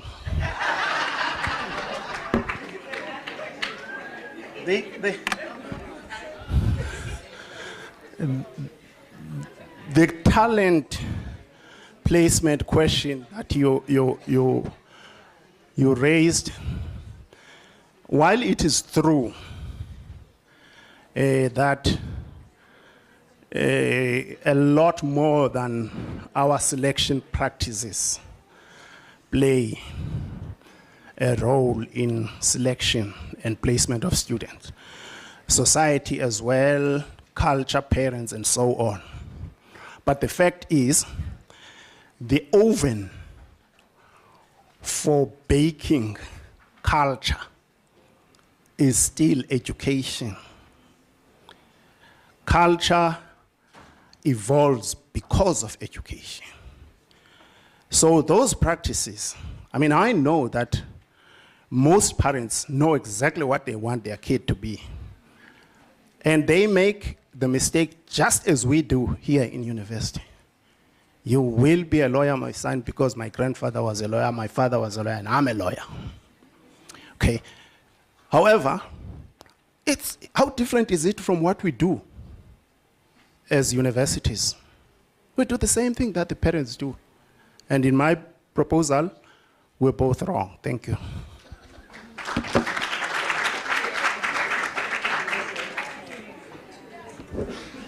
Thank you, Prof, for that session. I'm going to hand over to Sia now, and we're running a few minutes late, not a few, a good 10 minutes late. So we need to just prep ourselves for the next session. Thanks, Dr. Moodley and Prof. So, colleagues, we listen. So the murmurs, we're listening to them as we're talking about the student engagement.